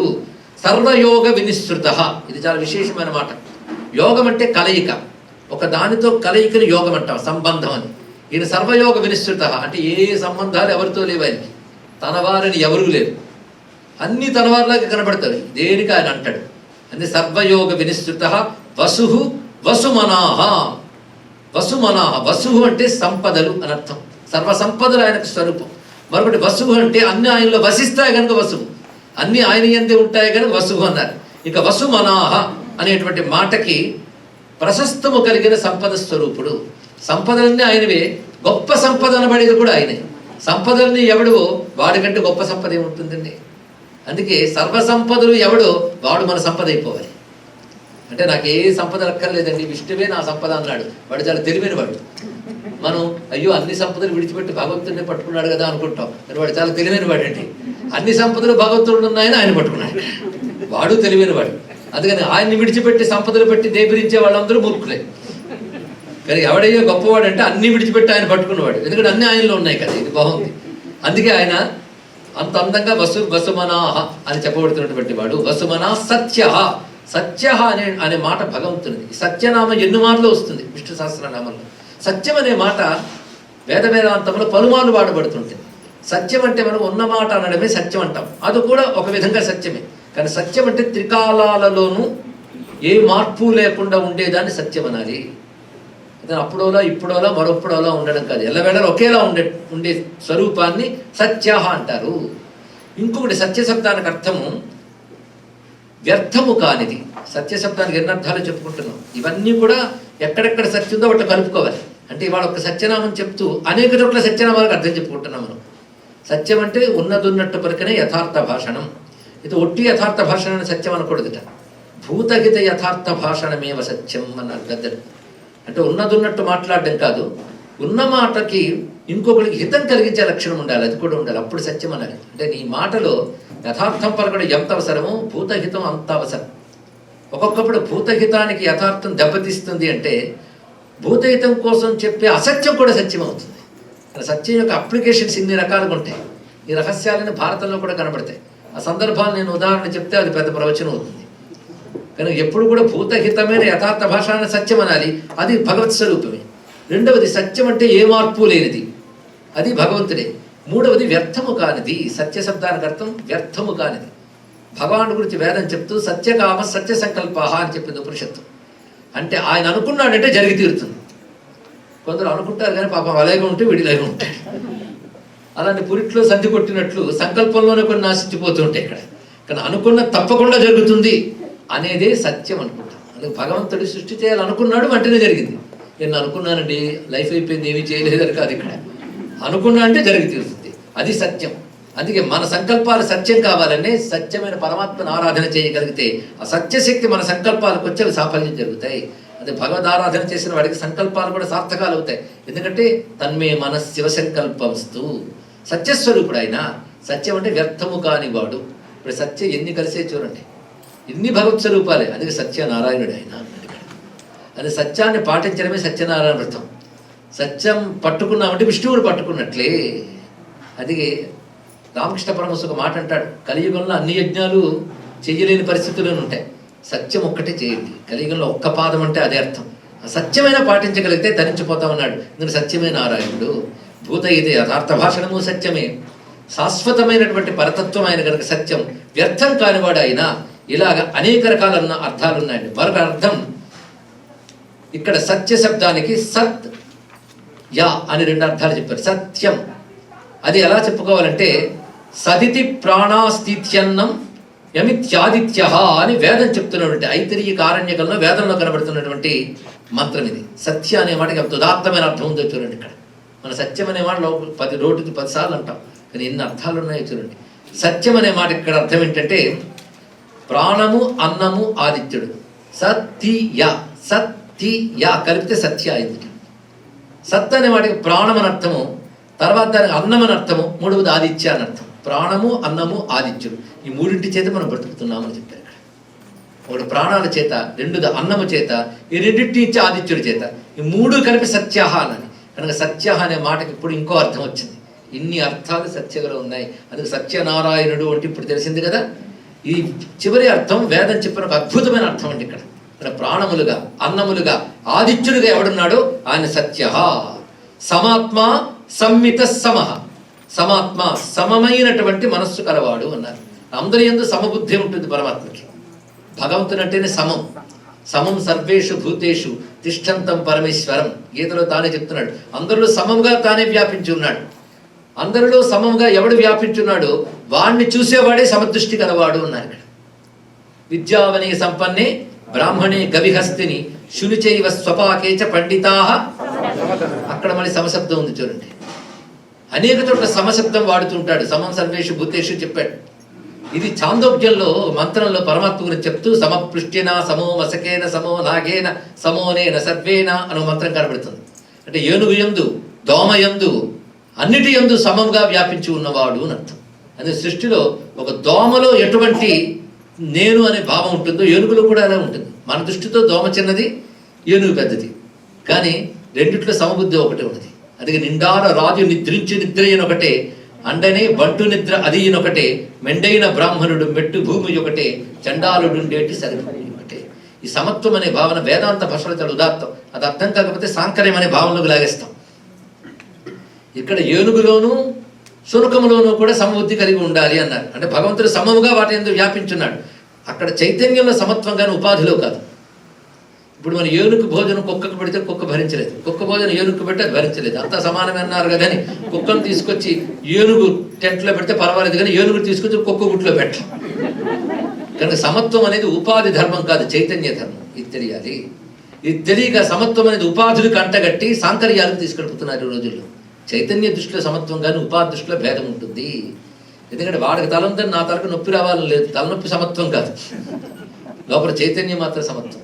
ఆ చైతన్య దృష్టితో చూస్తూ ఏ ఒక్క ప్రాణికోటిని హింసించకుండా వాటి మర్యాదల్లో వాటిని గౌరవిస్తూ ఉండగలగాలి.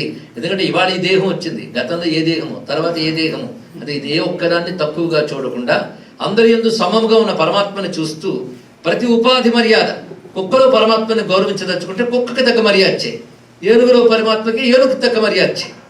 అందుకే రెండింటికి ఒకటే మర్యాద, అంతా ఒకటే అన్నం కాదు కదా. అది సమత్వం. భగవంతుడు సమంగా వ్యాపించి ఉన్నాడు, అందుకే ఆయన సమాత్మ. ఆత్మరూపముగా సమముగా ఉన్నవాడు ఒకటి, సమమైన దృష్టి గలవాడు. ఇది సమాత్మ. సంమిత.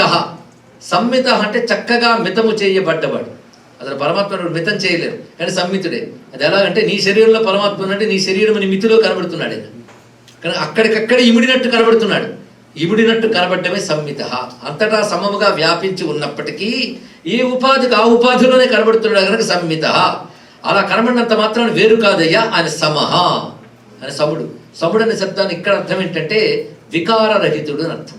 ఎటువంటి మార్పు లేకుండా ఉన్నవాడు సంమిత సమహ. అమోఘ అంటే వ్యర్థము కానివాడు అని అమోఘ శబ్దానికి అర్థం ఉన్నది. పుండరీకాక్ష, ఇది గొప్ప మాట మళ్ళీ వచ్చింది. పుండరీకాక్షుడు ఆయన.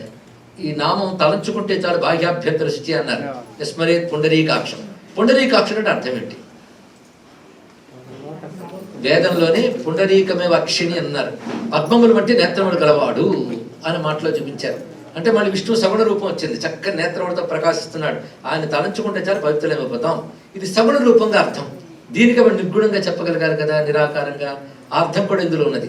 దానికి శాస్త్రమే చెప్తోంది. పుండరీకాక్షుడు అంటే పద్మములు అంటే నేత్రములు గలవాడు అనే మాత్రమే కాకుండా వికసించిన నేత్రం ఆయన స్వరూపం అన్నాడు. వికసించిన నేత్రం అంటే దివీవ చక్షురాతతం. విరాట్ పురుష వర్ణంలో విరాట్ పురుషుడు యొక్క నేత్రం సూర్యుడు. చక్షో సూర్యో అజాయత అంటున్నాం, కళ్ళ నుంచి సూర్యుడు వచ్చాడు. ఇక్కడ సూర్యుడు ఎలా ఉన్నాడంటే వికసించిన స్వరూపంతో కనబడుతున్నాడు ఆయన. కనుక పుండరీకం వలె వికసించిన నేత్రముగా ఉన్న ఆదిత్య భగవానుడు రూపంతో ఉన్నవాడు. ఇది రెండవ అర్థం వచ్చింది. ఇప్పుడు మూడవ అర్థం సరిగ్గా తెలుసుకోవాలి ఇక్కడ. ఇది మనకి యస్మరేత్ పుండరీకాక్షాన సరిగ్గా సరిపోతుంది. పుండరీకం అనే మాటకి వేదం ఎలా వాడిందో చూడాలి. పుండరీకం అనే మాటకి హృదయం అనే అర్థంలో వాడారు. యత్ పుండరీకం పురమధ్య సంస్థం అనే మంత్రం కనబడుతుంది. హృదయమే పుండరీకం, హృత్పద్మే పుండరీకం. హృత్పుండరీకం విరజం విశుద్ధం మరొక చోట ఉపనిషత్తు చెప్తుంది. రెండు విషయాల్లో పుండరీక శబ్దము హృదయం అనే మాటలో వాడారు. అక్షః అంటే ఇంద్రియము నేత్రము అని అర్థం ఉన్నది, కానీ అక్షు వ్యాప్తవు అనే ధాతువు ప్రకారంగా వ్యాపించువాడు అని అర్థం. ఇక్కడ పుండరీక అక్షః అంటే హృదయమునందు వ్యాపించిన వాడు ఉన్నది. ప్రతివారి హృదయంలో వ్యాపించి ఉన్నవాడే పుండరీకాక్షుడు. కనుక పరమాత్మ అనగా హృదయ పుండరీకమునందు వ్యాపించువాడు. ఇప్పుడు పుండరీకాక్ష శబ్దానికి తెలిస్తే హృదయ పద్మంలో వ్యాపించి ఉన్న చైతన్యం ఆయన వల్లనే శరీరం అంతా చేతనత్వాన్ని పొందుతుంది.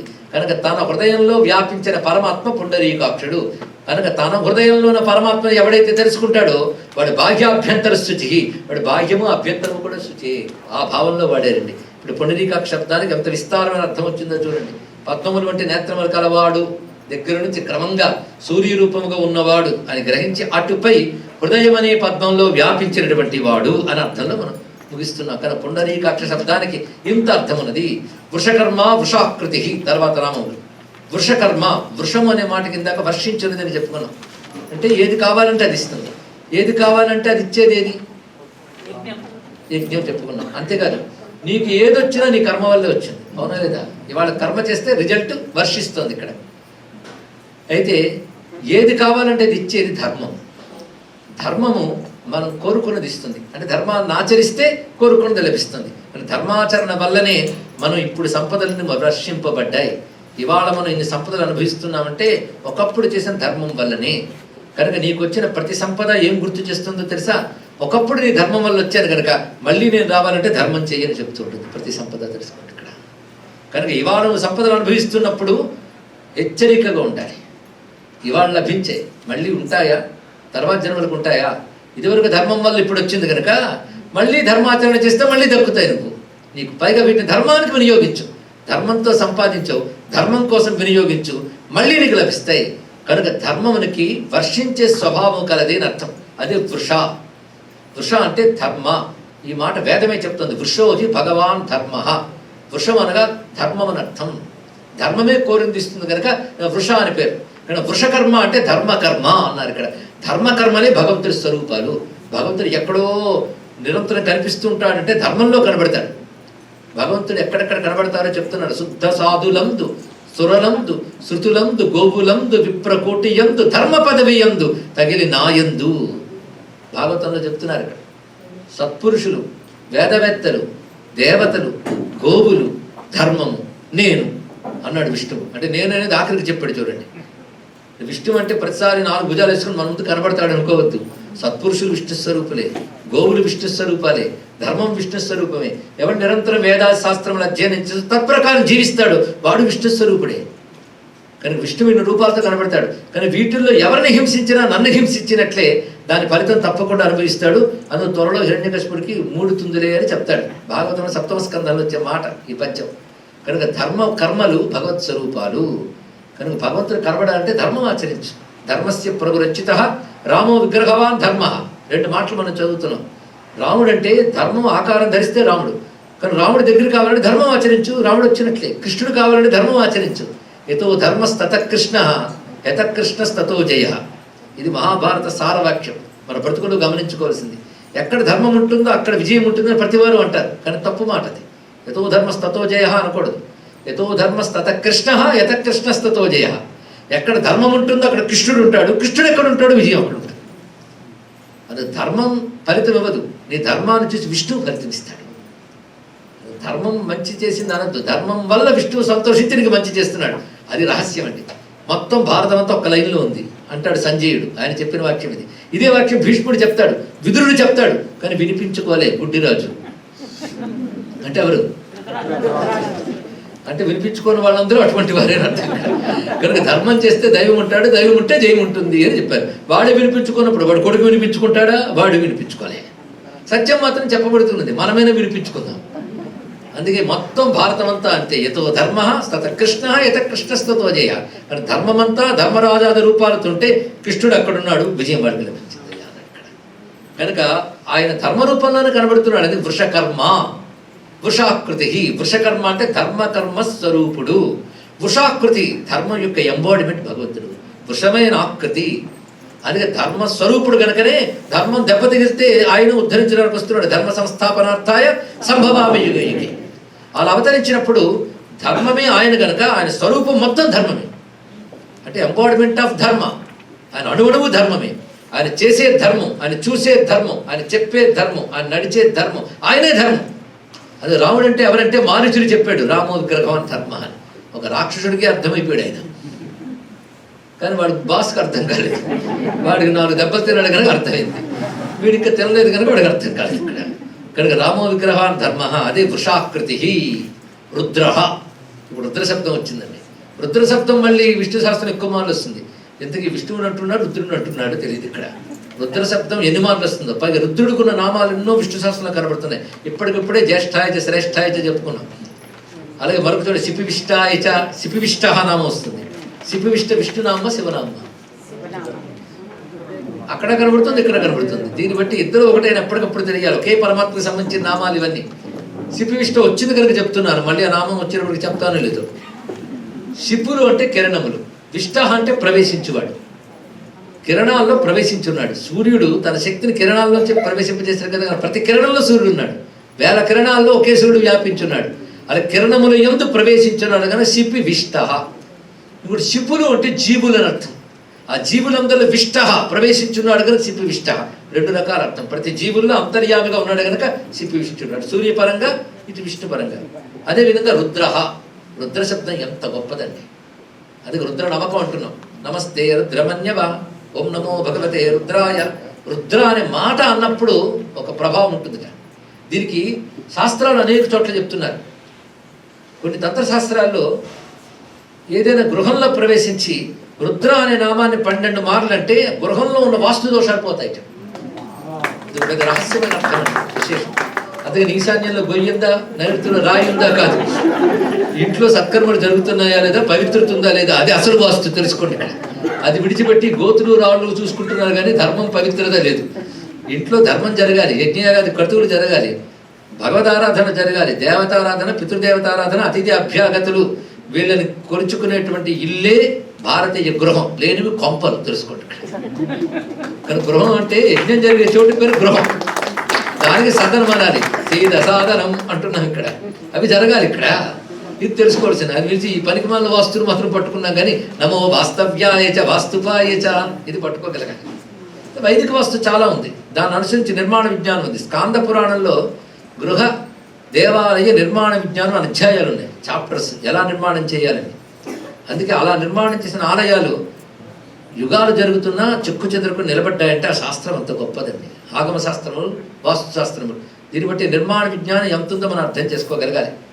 అందులో ప్రధానంగా రుద్రనామం ఏదైతే ఉన్నదో అది అనేక వాస్తు దోషాలు పోగొట్టగలిగేది. గృహంలో వాస్తు దోషం అంటే గృహ నిర్మాణంలో పద్ధతిలో దోషమే కాదు, గృహంలో జరిగే అనాచార దోషములు కూడా, అనాచార దురాచార దోషములు కూడా ఇంటిని పట్టుకుని పీడిస్తాయి తెలుసుకోండి ఇక్కడ. పైగా అప్పటికే పీడిస్తుంటే వినే బుద్ధి కూడా పుట్టుతుంది. దుష్టశక్తులు వ్యాపించిపోయాక చెప్పినా వినరు, వ్యాపించక ముందే జాగ్రత్త పడాలి. అనాచార దురాచారాల వల్ల గృహాల్లో దుష్టశక్తులు వ్యాపిస్తాయి. గృహం అనగానే కొందరు దేవతలు గృహాన్ని ఆశిస్తూ ఉంటారు. ఆ దేవతల్లో గృహదేవతలు ఉంటారు, కులదేవతలు ఉంటారు, ఇత్యాదులు అందరినీ కూడా గృహంలో శాంతి చేయాలి. అందుకే ప్రతిరోజు 2 పూట్ల దీపం పెట్టుకోవడం, భగవంతుడికి నైవేద్యం పెట్టడం, అతిథి అభ్యాగతులు రావడం వల్ల గృహంలో శాంతి ఏర్పడుతుంది. అది భారతీయ సంస్కృతిలో ఇల్లంటే ఏమిటో ఉందండి. అలాంటి ఎప్పుడు మనం పాటించాలి. తెలుసో తెలియక ఏవో దోషాలుంటే భగవన్ నామస్మరణ చేత తొలగిపోతుంది. ప్రతి ఇంట భగవన్నామములు ప్రతిధ్వనించాలి. పెద్దలు పిల్లలు కూడా భగవన్నామాలు చదువుకోవాలి. రుద్రనామానికి అంత శక్తి ఉన్నది అన్నారు ఇక్కడ. రుద్ర అనే మాటకు అర్థం ఏంటంటే రోదనము కలిగించేవాడు రుద్రుడు అని అర్థం చెప్తారు. అంటే ప్రళయకాలంలో జగత్తునంతని లోపలికి లాగేసుకున్నప్పుడు అవి దుఃఖిస్తాయట, అందుకు రోదనము కలిగించేవాడు. అది కాదయ్యా, రుద్ర శబ్దం ఎంత విశేషం అంటే అన్ని అర్థాలు ఇక్కడ భాష్యకారులు మనకు అందించారు. నిరుక్తం ప్రకారంగా, నిరుక్తం అంటే తెలుసుకున్నాం కదా నిన్న వేదిక డిక్షనరీ, దాని ప్రకారంగా రుద్ర అనే శబ్దానికి అర్థం ఏంటంటే దుఃఖం దుఃఖహేతుర్వా తద్రావయతేన ప్రభు రుద్ర ఇత్యుచ్యతే సద్భి శివ పరమ కారణం. ఇది నిర్వచనం. రుత్తును ద్రవింపజేయవాడు రుద్రుడు. ద్రవింపజేయుట అంటే తొలగించుట, నశింపజేయుట, కరిగించుట అని అర్థం. రుత్ అంటే దుఃఖము, దుఃఖ కారణము కలిపి రుత్ అంటారు. దీని నుంచే రోదనము అని వచ్చింది ఇక్కడ. దుఃఖాన్ని పోగొట్టడమే కాదు, దుఃఖ కారణాన్ని కూడా పోగొట్టాలండి. దీన్ని దుంపతెంచడం అంటారు ఇక్కడ. ఎందుకంటే చెట్టు కూడా బీగితే చాలు, దుంప కూడా తీసేయాలి ఇక్కడ. రూట్ కాజు కూడా తీసేయాలన్నమాట ఇక్కడ. కనుక దుఃఖాన్ని తొలగించడం కాకుండా దుఃఖానికి కారణాన్ని తీసేయాలి. దుఃఖ కారణం ఏమిటి? పాపం. పాపానికి కారణం అంటే అజ్ఞానం. కనుక రూటుకు రూట్ ఉంది, తల్లి వేరు పిల్ల వేరు రెండు ఉన్నాయి ఇక్కడ. కనుక దుఃఖాన్ని, దుఃఖ కారణమైన పాపాన్ని, పాప కారణమైన అజ్ఞానాన్ని సమూలంగా నశింపజేసేవాడు రుద్రుడు. అంటే దుఃఖాన్ని పోగొట్టేవాడు రుద్రుడు. అంత హాయిగా నాలంటే రుద్రా అని పిలిస్తే చాలు, కరిగించేస్తాడు ఆయన. అంత విశేషమైన శబ్దం. అందుకే రుద్ర అనగానే పాపనాశకుడు, అజ్ఞాననాశకుడు. ఇంకొక అర్థం చెప్పారు నిరుక్తగాళ్ళు, ప్రణత దుఃఖద్రావక అన్నారు. ప్రణత దుఃఖద్రావక అంటే నమస్కరించే వారి దుఃఖాన్ని కరిగించువాడా, తొలగించువాడా అని అర్థం ఇక్కడ. అలాంటి రుద్రునికి ఇంకొక శబ్దం రుద్రం అంటే ఋతం దదాతీత రుద్ర. ఋతం అంటే వాణి, వాక్, వాక్కుని ఇచ్చువాడు అన్నారు ఇక్కడ. వాక్ అనగా జ్ఞానం, జ్ఞానాన్ని ఇచ్చేవాడు అని అర్థం. అదే రుద్ర జ్ఞానం వల్ల జ్ఞానం రావాలయ్యా అన్నాడు. రెండు ఆయనే. ఋతం అంటే నాదం, ఋతం రుదంతే నాదాంతే ద్రావయతి రుద్ర. నాదోపాసన చేసినప్పుడు, ఓం ఇత్యాదులు చేసినప్పుడు చివరి దశలోకి వచ్చేటప్పుడు ఆనందామృతం వర్షంలా కురుస్తుంది. యోగంలో కూడా సహస్రార కమలం నుంచి వర్షించే వర్షం ఉంటుంది. అలాగే రుదంతే నాదాంతే ద్రావయతి రుద్ర. ఆ నాదాంతమనందు ఆనందానుభూతి అనే అమృత ప్రవాహముగా ఎవడు లభిస్తున్నాడో వాడు రుద్రుడు. ఎంత గొప్ప విషయం అర్థం కనబడుతుంది ఇక్కడ. అలాగే ఋతం వేదనాదం బ్రహ్మాండం దదాతి ఇది రుద్ర. వాక్కు అంటే వేదములు. ఈ వేదములు సృష్టి ఆది యందు బ్రహ్మకి ఇచ్చినవాడు ఆయన రుద్రుడు. అనగా సమస్త వేద జ్ఞానాన్ని బ్రహ్మదేవుడికి ఇచ్చాడు. బ్రహ్మదేవుడికి ఇచ్చాడంటే బ్రహ్మదేవుడికి జ్ఞానం ఇచ్చిన వాడిని మనం ఉపాసిస్తే మనకి ఇస్తానని అర్థం. ఏ రూపంలో ఇచ్చాడు అంటే దీని మంత్రం మళ్ళీ ఉన్నదండి. యో బ్రహ్మాణం విదధాతి పూర్వం యో హి వేదాహ ప్రహిణోహి తస్మై తగం హి దేవం ఆత్మబుద్ధి ప్రకాశం ముముక్షుర్వై శరణమహం ప్రపంచే. ఇది శ్వేతాశ్వత ఉపనిషత్తు. దీని ముందు వెనక మంత్రాల్లో అంటారు, రుద్ర ఎత్తే దక్షిణం ముఖం తేన మాం పాహి నిత్యం. రుద్ర ఏ దక్షిణ ముఖం నీకుందో దానితో రక్షించవు. అంటే దక్షిణామూర్తి స్వరూపంగా బ్రహ్మదేవుడికి వేదములిచ్చినటువంటి స్వరూపం ఏదుందో అది రుద్ర. అంటే జ్ఞానప్రదాయకుడు, జ్ఞానస్వరూపుడు, నాదాంతమును ద్రవించువాడు, దుఃఖమును దుఃఖకారాన్ని పోగొట్టువాడు. ఎన్ని అర్థాలు ఉన్నాయండి రుద్రరామాకి? 12 అర్థాలు ఉన్నాయి. నేను మీకు 3, 4 చెప్పానంతే. అమ్మయ్య అనుకోండి, ఇంకా మిగిలినది చెప్పలేదు. సంతోషం. అంత విస్తారమైన అర్థాలు చాలా ఉన్నాయి. ఇన్ని అర్థాలు ఉన్నాయి రుద్రానికి తెలుసుకుంటే చాలు. రుద్రుడు అనగానే మనం ఊగిపోనక్కర్లేదు. శబ్దాలు అనగానే మనకు వచ్చేస్తుంది పోనకం. రుద్రుడు అంటూ కోపిష్టివాడని అర్థం కాదు. రుద్ర శబ్దానికి ఎంత అర్థం ఉన్నదండి ఇక్కడ. రుద్రుడు నమస్కారం చేసుకొని బహుశిరాహ బభ్రు విశ్వయో నిశుచిశ్రవా అమృత శాశ్వత స్థాను వరారోహో మహాతపా. బహుశిరాహ అనేక శిరస్సులు గలవాడు. ఇదే మనకు మళ్ళీ వస్తుంది సహస్రీ శీర్ష పురుష. మొత్తం విరాట్ పురుష సూక్తం ఏది ఉందో అదంతా విష్ణు శాస్త్రం. విష్ణు శాస్త్రం ఎలా కూర్చబడిందంటే వేదముల యందున్న విష్ణు సూక్తములన్నింటిలోని మంత్రములు ఇందులో ఉన్నాయండి. ఇక్కడ అది పురుష సూక్తమే కాకుండా అనేక విష్ణు సూక్తాల సారం విష్ణు సహస్రనామ స్తోత్రం. అది చదువుకుంటే అనేక పురుష సూక్తములు చదివిన ఫలం లభిస్తుంది మనకి. అంత మహిమాన్వితమైనది. బహుశిరాహ అనేక శిరస్సులు గలవాడు. అనేక శిరస్సులు అంటే సహస్ర శీర్ష. సహస్ర అంటే అనంతం, అనంతమైన శిరస్సులు గలవాడు అన్నారు. దీన్ని బట్టి అనంత శిరస్సులతో భగవానుడు విశ్వరూపుడు కల్పించిన స్వరూపం మనకి మనసులో మెదులుతుంది. అంతేకాదు భగవంతుడు అన్నింటిలో ఉన్నాడని మనం చెప్పుకుంటున్నాం. ప్రతి తలలో ఈశ్వర చైతన్యం వల్లనే చూపు, చెవి, వాసన, పలుకు అన్నీ పలుకుతున్నాయి. ఇన్ని శిరస్సుల్లో ఆయన ఉన్నాడు కదా. ఇలా ప్రపంచంలోని శిరస్సులన్నింటిలో ఆయన ఉన్నాడు. ఇప్పుడు ఇన్ని శిరస్సులు అవడివి చూసారా? కానీ అనంతమైన శిరస్సులు అంటే ప్రతివాడి తలకాయలో నుంచి ఆయనే కనబడితే ఇన్ని తలకాయలతో విశ్వరూపుడు ఆయనే కనుక సహస్ర శీర్ష అని మాట చెప్తున్నారండి. ఇది చూడగలిగితే ప్రతివాడి తలకాయలో నువ్వు విష్ణువునే చూడగలిగితే నీ పట్ల ప్రతివాడి తలకాయ మంచిగానే ఉంటుంది. ఎందుకంటే నీ విష్ణువుని చూస్తున్నావు కదా, కానీ విష్ణువు అందులోంచి నీకు అనుకూలంగా మార్చుతాడు. ప్రతివాడి పిలక ఆయన చేతిలో ఉంది కనుక. అందుకు నువ్వు ఆ విష్ణువుని పట్టుకోగలిగితే అన్ని నీకు అనుకూలం అవుతాయి. విశ్వమైన స్వరూపం కదా. అందుకు బహుశిరాహ అన్నప్పుడు సహస్ర శీర్షాహ అని చెప్పబడుతుంది. అలాగే బభ్రు, ఈ బభ్రు శబ్దం రుద్రంలో కూడా బభ్రుషాయచ అని మనకు వస్తుంది. ఇక్కడ బభ్రుహు అనే మాటకి భరించువాడు బభ్రు అంటే అన్నిటి భరించువాడు. వృషభానికి బభ్రు అని పేరు ఉన్నది. మన మహాభారతంలో బభ్రువాహనుడు అనే క్యారెక్టర్ ఉంది. బభ్రు అంటే వృషభం, బభ్రువాహనుడు అంటే వృషభవాహనుడు, శివుడిని అర్థం ఇక్కడ. అలాగే వృషభము బభ్రు అని చెప్పబడుతుంది. వృషభం మోస్తుంది కదా దేన్నైనా. బభ్రు అంటే భరించువాడు అని వృషభానికి పేరు. వాడు వృషభం అన్నప్పుడు మన ధర్మస్వరూపమైన వృషభం గుర్తురావాలి. కనుక ధర్మమే వృషభ రూపంలో ఉంటుంది అంటారు. వృషభానికి 4 పాదాలు ఉన్నట్లుగా ధర్మానికి 4 పాదాలు. అవి సత్యము, అహింస, శౌచము, అస్తేయము. అస్తేయం అంటే అక్రమార్జన లేకుండా ఉండుట. ఈ 4 పాదములతో తెల్లగా ఉంటుంది వృషభం. ఆ వృషభ స్వరూపం విష్ణువే అన్నారు. విశ్వోహి భగవాన్ ధర్మ అని శివాలయంలో వృషభం ముందు ఉంటుంది, తర్వాత శివుడు ఉంటాడు. అంటే ముందు ధర్మం చేయి, తర్వాత దైవాన్ని చూడు అని చెప్పడం దాని ఉన్నటువంటి భావం ఇక్కడ. బభ్రుహు అన్నప్పుడు సమస్త విశ్వాన్ని భరించే ధర్మమే విష్ణు స్వరూపం అని చెప్తున్నాడు. విశ్వయోని, యోని అంటే కారణం. అలాగే మనకి లలితా సహస్రనామాల్లో కూడా యోని శబ్దం వస్తుంది. అయోని, యోని, నిలయ. వీటికి అర్థం ఏంటంటే యోని అనగా కారణము. సర్వ జగత్తు దేని నుంచి కలిగినదో దానికి యోని. కానీ సర్వం అంటే విశ్వమే కదా. కానీ విశ్వయోనికి సమస్తమునకు కారణమైన వాడు. శుచిశ్రవాహ, చాలా మంచి మాట ఇది. శుచిశ్రవాహ అంటే పవిత్రమైన వినదగు నామములు కలవాడు. శ్రవాహ అంటే వినదగినవి. ఎవరి గురించి వింటే మనం పవిత్రం అయిపోతామో వాడు శుచిశ్రవుడు. అంటే భగవన్ నామములు, భగవంతుడికి సంబంధించిన విషయములు వింటే పవిత్రం అయిపోతున్నాం. అంటే భగవత్ కథలు వింటే ఎంటర్టైన్మెంట్ కాదండి, అది నీ జీవితంలో ఎంత ప్యూరిఫై చేస్తాయో తెలియదు. మనం ఇన్నాళ్ళు విష్ణు సహస్రం చెప్పుకుంటున్నామంటే మనకి ఎప్పుడూ తెలియదు టెన్సింగ్ జరుగుతుంది. తెలుసుంటే నిన్న మొన్న కూడా వచ్చేవాళ్ళం అండి అంటే, కనీసం రేపు సాయంత్రం ఉదయం రండి. అది ఎంత వింటే అంత పవిత్రం అయిపోతాయండి. అందుకే శ్రవాహ అన్నారు ఇక్కడ. శ్రవాహ అంటే వినదగిన నామములు, వినదగిన విషయములు. నామములే కాదు, విష్ణువు సంబంధించిన ఏవి వినండి. నామాలు కావచ్చు, ఆయన వర్ణనలు కావచ్చు, ఆయన లీలలు కావచ్చు, ఆయన తత్వము కావచ్చు. ఇందులో ఏది విన్నా మనం శుచిలైపోతాం. అందుకే మన పెద్దవాళ్ళు భాగవత కథాయజ్ఞాలు సప్తాహాలు చేస్తారు, రామాయణ నవాన్నాలు చేస్తారు, శివపురాణాది శ్రవణములు, అమ్మవారి కథలు, దేవి భాగవతాలు ఇవన్నీ ఎందుకు చదువుతారు? మనం వెళ్ళి వింటూ ఉంటాం.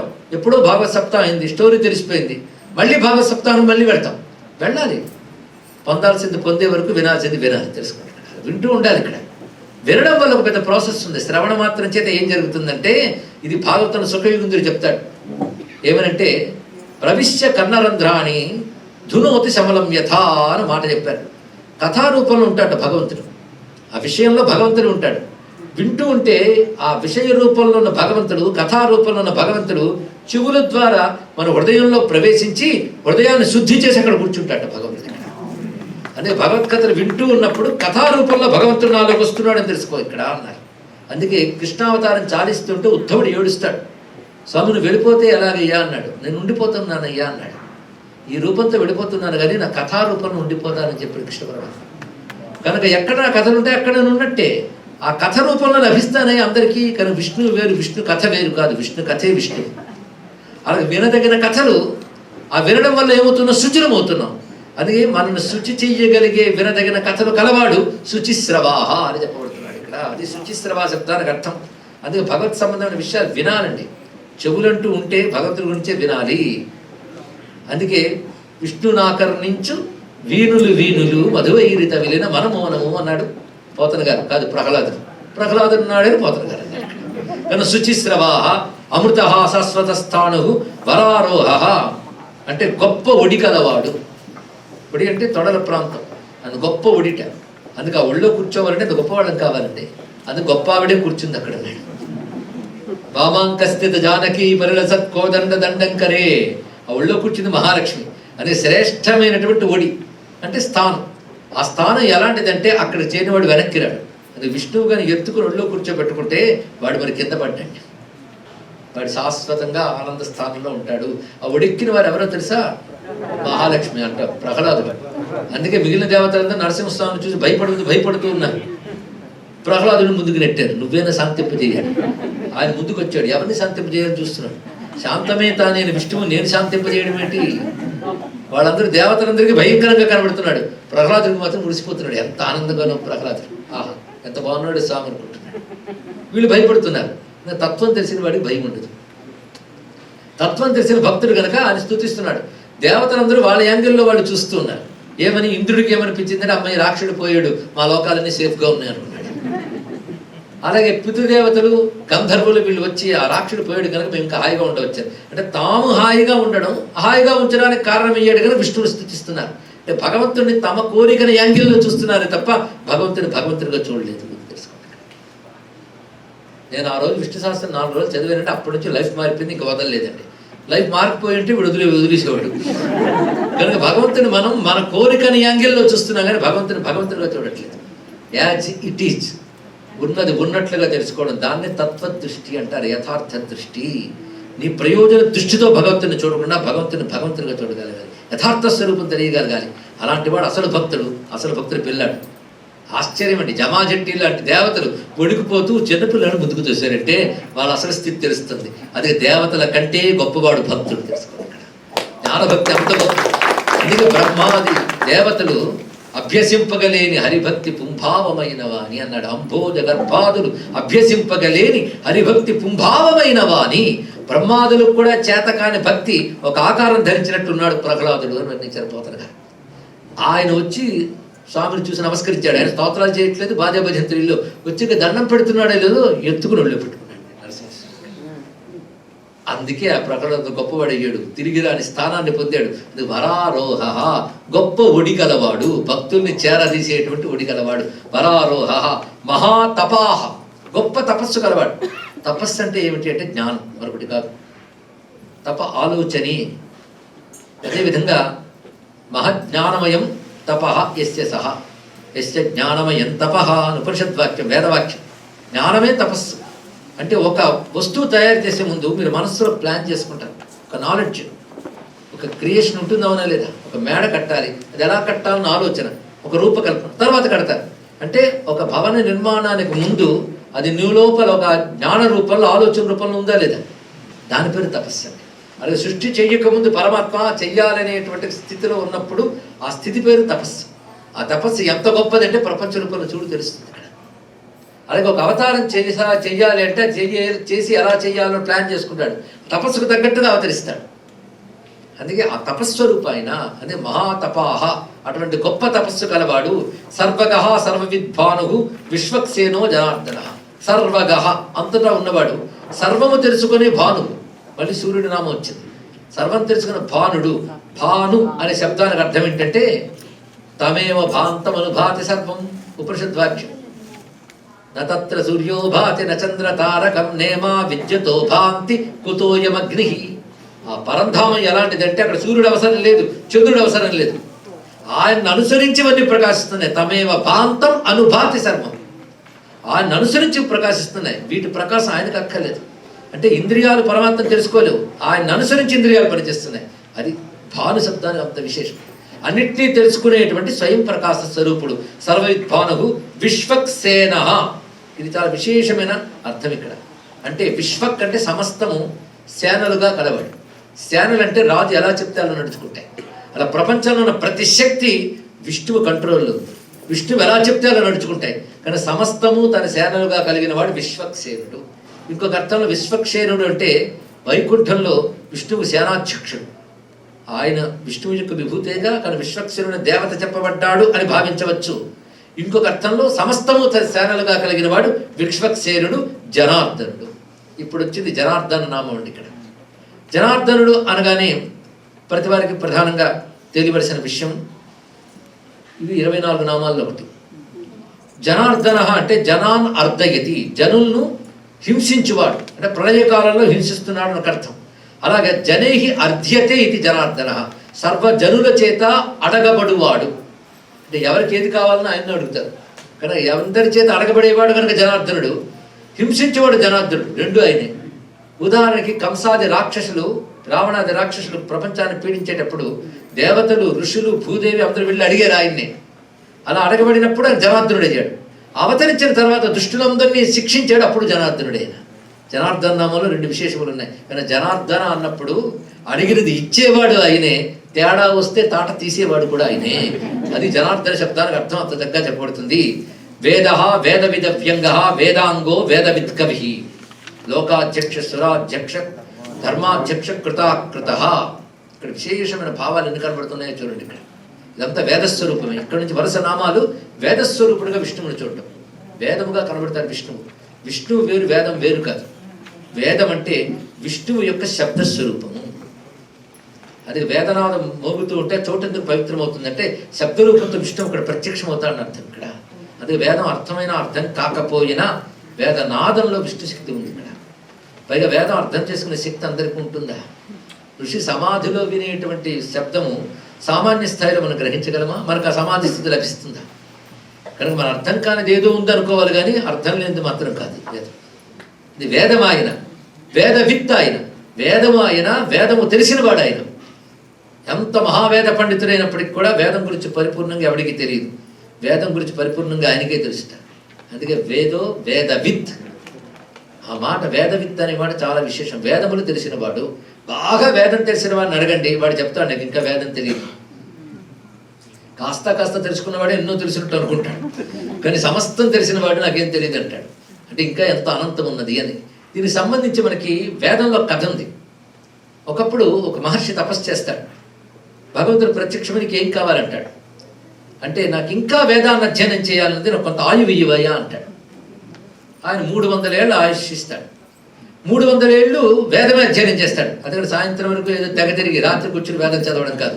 300 ఏళ్ళు ఆయన వేదమే అధ్యయనం చేస్తాడు. మళ్ళీ విష్ణు వస్తాడు. అంటే ఇంద్రుడు, అక్కడ ఇంద్రుడు వచ్చి అడుగుతాడు, ఎన్నైనా నీకు ఇచ్చిన వరం అయిపోయింది, ఇప్పుడు ఏమంటావు అన్నాడు. ఇంకా చదవాలని మరో 300 ఏళ్ళు ఇయ్యా అన్నాడు. అలా ఇస్తాడు ఆయన. 3 సార్లు ఇస్తాడు. 3వ సారి వచ్చినప్పుడు మాటికి ఏం చేత ఇలా అడిగించుకుంటూ ఇచ్చేస్తున్నాడు, కానీ మొహమాటం కనిపించింది. అప్పుడు అన్నాడు, నేను ఇప్పటి వరకు ఎంత వేదం నేర్చుకుని ఉంటానో చెప్పు అన్నాడు.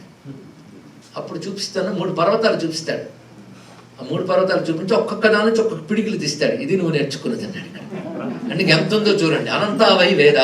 ఇక్కడ విద్య శబ్దానికి జ్ఞానం అనర్థం. జ్ఞానం అనంతం, అనంతమైన జ్ఞానం, అదే వేదం. దీని గురించి పూర్ణంగా ఎవడికి తెలియదు. ఎవడికి తెలియదు అనుకో, ఆయనకు తెలుసు. కానీ వేదం ఆయనకే తెలుసు. అదే వేదో వేదవిత్. వేదం యొక్క సంపూర్ణముగా తత్వము తెలిసిన వాడు ఆయన ఒక్కడే. అవ్యంగ. అవ్యంగ అన్నప్పుడు ఏ లోపము లేనివాడు.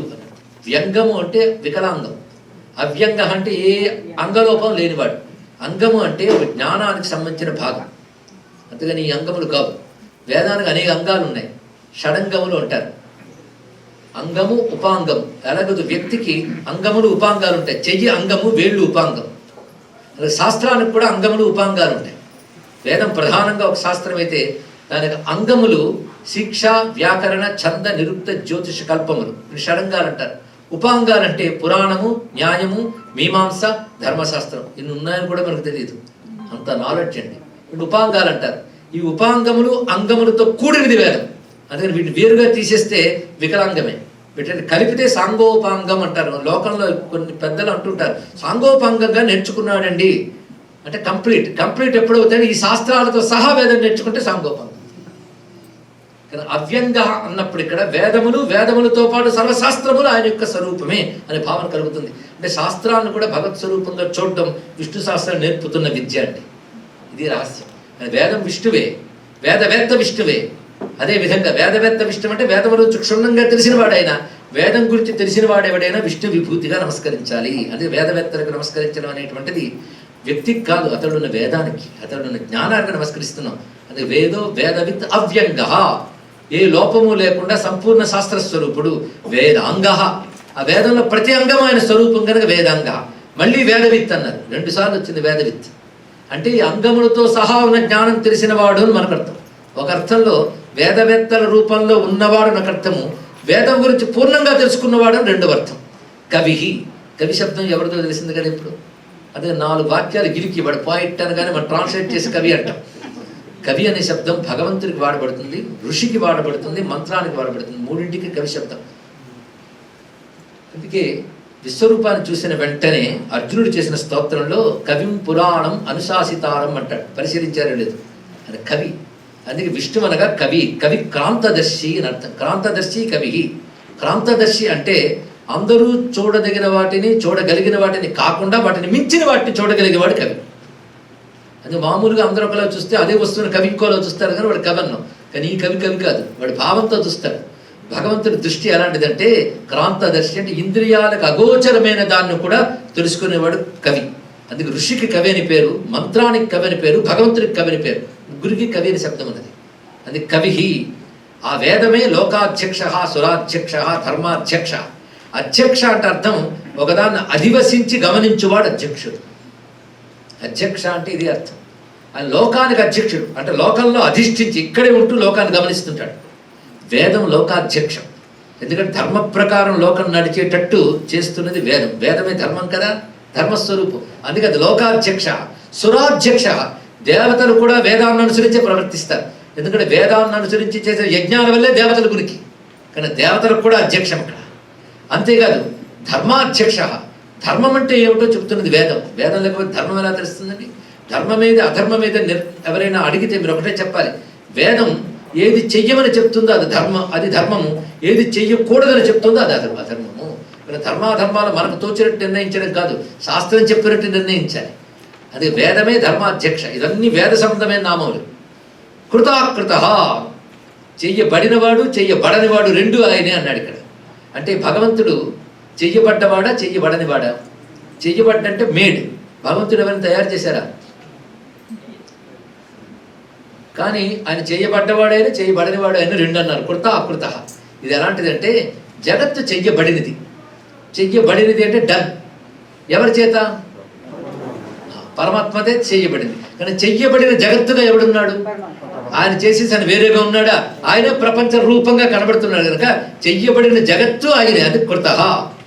జగత్తు రూపంగా ఆయన చేయబడ్డవాడు కాడు, ఎప్పుడు దానికి అతీతంగా ఉంటాడు కనుక అకృత. 2 ఆయనని కృతాకృత అనే నామం అంత చమత్కారంగా చూపిస్తున్నాడు. చతురాత్మ చతుర్వ్యూహ చతుర్దంష్ట చతుర్గతి, లేదా చతుర్దంష్ట చతుర్భుజ.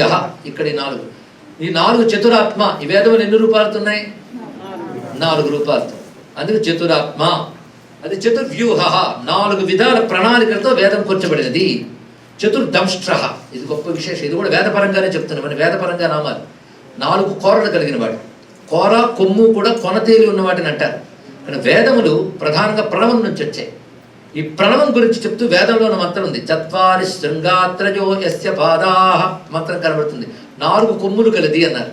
ఈ ఇది ఓంకారానికి వర్ణిస్తారు, శబ్దానికి వర్ణిస్తారు. శబ్దం కూడా 4 కొమ్ములు కలిగింది, చత్వారిశృంగ. శబ్దం ఉత్పన్నమైనప్పుడు 4 కొనల నుంచి వస్తుంది. ఆ 4 కొనలే పరాపశ్యంతి మధ్యమ వైఖరి.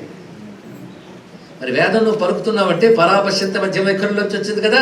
కనుక వేదం గురించి నామం కనుక చతుశృంగ, అదే చతుర్దంష్ట్ర అన్నారు. మరొక అర్థంలో ఓంకారం చత్వారిశృంగ, ఓంకారాన్ని కూడా చెప్తారు. అంటే అకార ఉకార మకార తురీయములు, ఈ 2 చతుశృంగములు కలిగినది కనుక చతుర్దంష్ట్ర. ప్రణవం నుంచే వేదం వచ్చింది కనుక ప్రణవ స్వరూపం అని చతుర్దంష్ట్ర అంటే ప్రణవం. ఇప్పుడు చతుర్దంష్ట్రకు 2 నామాలు, 2 అర్థాలు చెప్పేసాం. ఒకటి ఓంకారం, ఒకటి వేదం. ఇంకోటి ఉంది 4 కోరలు కలవాడు. అంటే ఎవరికైనా దంతాలు పరిశీలిస్తే కోరల స్థానంలో పైన 2 కింద 2 ప్రత్యేకంగా ఉంటాయండి. 4 మాత్రం కొనదేలు ఉంటాయి ప్రతి వాళ్ళు. అవి కొంచెం పైకి వచ్చినటువంటివి ఏమిటి అంటే సింహానికి అలా ఉంటాయి. కానీ చతుర్దంష్ట్ర అంటే నృసింహ రూపుడైన వాడు అని అర్థం చెప్తారు ఇక్కడ. చతురాత్మ, చతుర్వ్యూహ, చతుర్దంష్ట్ర, చతుర్భుజ, 4 భుజములు. భుజములు అంటే బాహువులు, బాహువులు అంటే విస్తరించుట అని అర్థం. ఆ 4గింటితోనే వేదం విస్తరించింది కనుక వేదానికి చతుర్భుజ స్వరూపుడని విష్ణువు అంటారు. విష్ణువు వాళ్ళకు చతుర్భుజుడు కదా. ఇంకొక అర్థం చూద్దాం, చతురాత్మ. ఆత్మ అంటే అనేక అర్థాలు ఉన్నాయి. ఆత్మ అంటే మనస్సు అని, మూర్తులని, పరమాత్మ అని, వ్యాపించిన వాడు అన్ని అర్థాలు ఉన్నాయి. చతురాత్మ అన్నప్పుడు భగవంతుడు సృష్టి స్థితిలైలు చేసేటప్పుడు ఒక్కొక్క దాని యందు 4 రూపాలు ఉంటాడు. ఇది చతురాత్మ. అది ఎలాగో గమనిద్దాం. ఇది మనకి విష్ణు పురాణంలో చెప్పబడుతున్నటువంటి వాక్యం. సృష్టి యందు బ్రహ్మదేవుడు, ఆయనకు సహాయకులుగా దక్షుడు మొదలైన ప్రజాపతులు, దక్షుడు, మరీచి, అంగిర, పులహ, ప్రసిద్ధాదులు ప్రజాపతులు. అంటే 2 అయ్యేది, బ్రహ్మదేవుడు, ప్రజాపతులు. 3వది కాలం, 4వది జీవులు. ఈ 4 సృష్టి వ్యూహంలో ఉంటారు. ఇక స్థితి వ్యూహం వచ్చేటప్పటికల్లా వస్తున్నటువంటి వారు విష్ణువు, మన్వాదయ. అక్కడ బ్రహ్మ, దక్షాదులు అన్నట్టు ఇక్కడ విష్ణువు, మనువులు మొదలైనటువంటి వారు, కాలము, జీవులు. ఈ కాలము జీవులు అన్నింటిలో కామన్. ఆ వ్యూహం ఎంత దగ్గర చెప్తున్నాడు చతురాత్మ అన్నప్పుడు అర్థమవుతుంది కదా. బ్రహ్మదేవుడు, ప్రజాపతులు, కాలము, జీవులు. ఇది సృష్టిలో. స్థితిలో విష్ణువు, మనువులు, కాలము, జీవులు. ఇక ప్రళయకాలంలో రుద్రుడు, అంతకుడు, అంతకుడు యముడు మొదలైనటువంటి వారు, తర్వాత కాలము, జీవులు. 4 అంటే ఒక సృష్టి స్థితిలో ఒక్కొక్క 4 చొప్పున విభాగింపబడి జగత్తుని నిర్వహిస్తున్నాడు కదా. కనుక 4 రూపములుగా చేస్తున్నాడు కదా చతురాత్మ. ఇది అర్థం. చతుర్వ్యూహ, చతుర్వ్యూహ అంటే సృష్టి స్థితిలో ఒకే పరమాత్మ చేస్తున్నాడు. ఆ పరమాత్మ వాసుదేవుడు. ఆయన్ని సృష్టి చేసేటప్పుడు ప్రద్యుమ్న అంటారు, స్థితి చేసేటప్పుడు అనిరుద్ధుడు, ప్రళయకాలంలో సంకర్షణుడు. అంటే ఒక ఆయన 3 అయ్యాడు. 3 + 1 ఎంత? 4. ఇది చతుర్వ్యూహ. దీన్ని చతుర్వ్యూహ స్వరూపం అంటారు. ఈ 4 ప్రధానం అండి. ఆ 4 వాసుదేవ, ప్రద్యుమ్న, అనిరుద్ధ, సంకర్షణ. కానీ 24 నామాల్లో ఈ 4టికి చాలా ప్రత్యేకత ఉన్నది. ఆయన వాసుదేవుడు, దాని పదానికి అర్థం మళ్ళీ చూద్దాం రేపు. ఆయన ప్రద్యుమ్నుడు. ప్రద్యుమ్న నామం తర్వాత వస్తుంది కానీ మళ్ళీ మనకి ఉన్న సమయంలో చెప్పని ఇప్పుడే చెప్పుకుందాం. ద్యుమ్నము అంటే వెలుగు, ప్రద్యుమ్న అంటే గొప్ప తేజస్సు. అది ప్రద్యుమ్న శబ్దానికి అర్థం. తేజస్సు అంటే తేజస్సు, రేతస్సు అంటే బీజశక్తి అని కూడా అర్థం. ప్రద్యుమ్న అంటే గొప్ప బీజశక్తి, అంటే సృష్టి. అనిరుద్ధ, జరుగుతున్న సృష్టి ఏ అడ్డంకి లేకుండా వెళ్ళిపోతుంది. నిరుద్ధము కాకుండా ఉండేది అనిరుద్ధం. నిరుద్ధం అంటే అడ్డుట. స్థితి అంటే ఏ అడ్డంకి లేకుండా సాగిపోవడం. కనుక అనిరుద్ధ అంటే స్థితి. సంకర్షణ, మొత్తం లోపలికి లాగేయడం, అది ప్రళయకాలం. కానీ ప్రళయకాలంలో సంకర్షణుడు, స్థితి కాలంలో అనిరుద్ధుడు, సృష్టి కాలంలో ప్రద్యుమ్నుడు. ఈ 3టికి అతీతంగా వాసుదేవుడు. ఈ వాసుదేవ, ప్రద్యుమ్న, అనిరుద్ధ, సంకర్షణ, ఈ 4 చతుర్వ్యూహం. వీటితోనే జగత్తు నడుస్తుంది. ఇక్కడ ఇది ప్రణవంలో చెప్పబడుతున్న. కింద నుంచి చూస్తే మకార, ఉకార, అకారములు, తురియం అని చెప్పబడే తత్వం ఈ 4గింట్లో ఉంది. చతుర్వ్యూహ అంటే ఇంత గొప్ప భావం ఉందండి. చతురాత్మ, చతుర్వ్యూహ. అసలు ఈ 4 నామాలు అనుకుంటే ఒకటి. ఇవాళ మన అదృష్టం ఏంటంటే రోగాలు పోగొట్టే నామాలు 3 చెప్పుకున్నాం. ఈ చతుర్వ్యూహ నామాలు అనుకోవాలి. 24 తత్వాల్లో 24 విషయములు 24 నామాలతో చెప్పబడితే నిన్ననే చెప్పుకున్నాం కదా. అందులో మనోబుద్ధి, చిత్త, అహంకారాలు ఒకటి ఉన్నాయి. నిన్న 24 ఆ 4 చెప్పాను, గుర్తుందో లేదు. మిగిలిన 20 జ్ఞానేంద్రియాలు, కర్మేంద్రియాలు, అదేవిధంగా పంచప్రాణాలు, ఇవన్నీ చూసుకుంటే మొత్తం 24 వస్తాయి. ఇవి అందరికీ తెలిసినవే. లోపల మనోబుద్ధి, చిత్త, అహంకారాలతోనే గొడవ. ఎందుకంటే ఈ మనస్సే, అంతఃకరణమే 4 భాగాలుగా ఉంది. ఇవే మనల్ని ఎప్పుడు ఇబ్బంది పెడుతుంటాయి. వీటి నుంచి బయటపడాలంటే వీటికి అధిష్టానం కొన్ని విష్ణువుని పట్టుకున్నారు. ఈ 4టికి సంబంధించిన అంటే మనోబుద్ధి, చిత్త, అహంకారాలకు సంబంధించిన నామములే వాసుదేవ, ప్రద్యుమ్న, అనిరుద్ధ, సంకర్షణ. అందుకే ఈ 4 నామాల్ని మననం చేస్తుంటే మనోవికారాలు తొలగుతాయండి. మనస్సుకు సంబంధించిన రుగ్మతలు పోవాలి అంటే ఈ 4 నామాలు గట్టిగా చేయాలి. బాగా గుర్తుపెట్టుకోండి. వాసుదేవ. అందుకే భాగవతంలో దీనితో సంబంధించిన మంత్రం ఉంది. నమో భగవతే తుభ్యం వాసుదేవాయ ధీమహి. ఓం నమో భగవతే వాసుదేవాయ ఇచ్చింది. ఎందుకంటే 3ంటికి మూలం అది కనుక వాసుదేవ మంత్రం అంత ప్రధానం. ఓం నమో భగవతే తుభ్యం వాసుదేవాయ ధీమహి ప్రద్యుమ్నాయ అనిరుద్ధాయ నమః సంకర్షణాయ చ. ఇది మంత్రం అండి. కానీ జపం చేసుకోవచ్చు ప్రతివారు కూడా. కానీ 4 వ్యూహములతో జగత్తును నడుపుతున్నాడు. ఇప్పుడు ప్రద్యుమ్న అనిరుద్ధ సంకర్షణ 3ంటికి అర్థం తెలిసిపోయింది. వాసుదేవ అంటే మూలతత్వం. ఇంకా వాసుదేవ అనే దానికి మళ్ళీ రేపు చెప్పుకుందాం. ఇంకా రామన్ రాలేదు కదా. మొత్తం చతుర్వ్యూహుడు ఆయన. చతుర్దష్ట స్వరూపం గురించి మొత్తం చెప్పుకున్నాం. చతుర్భుజ ఆయన. సహస్రబాహువు ఆయనే. చతుర్భుజుడు ఆయన. సహస్రబాహు అంటే ఇన్ఫినిట్, అనంతం.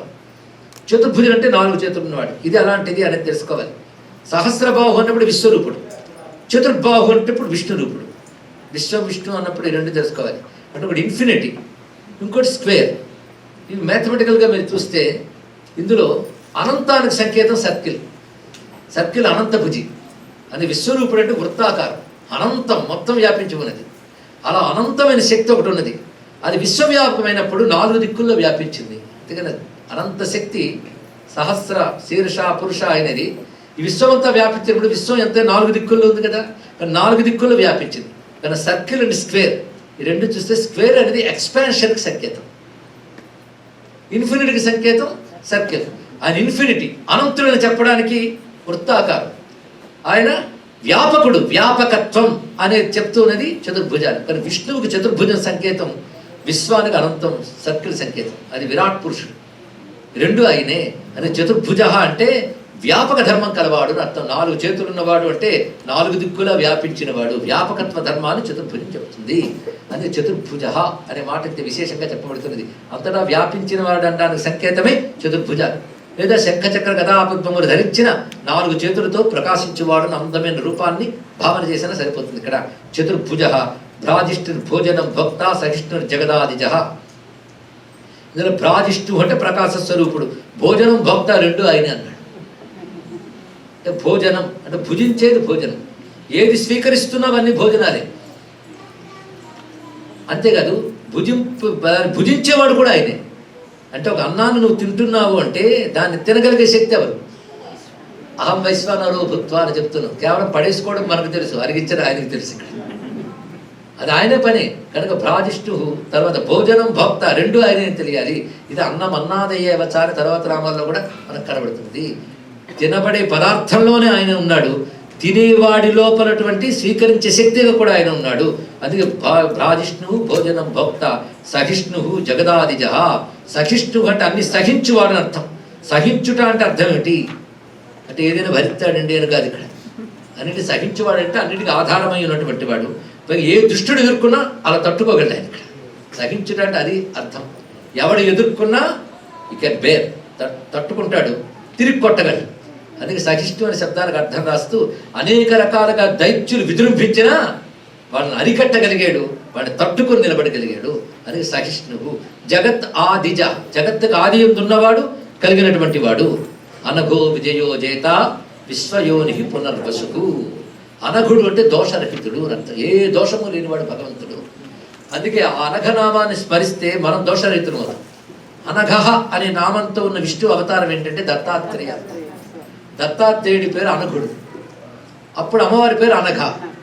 ఇద్దరిని కలిపి అనఘ అనఘ అంటారు. ఇక్కడ దత్తావతారంలో అనఘ అని చెప్పబడుతున్నటువంటి వాడు.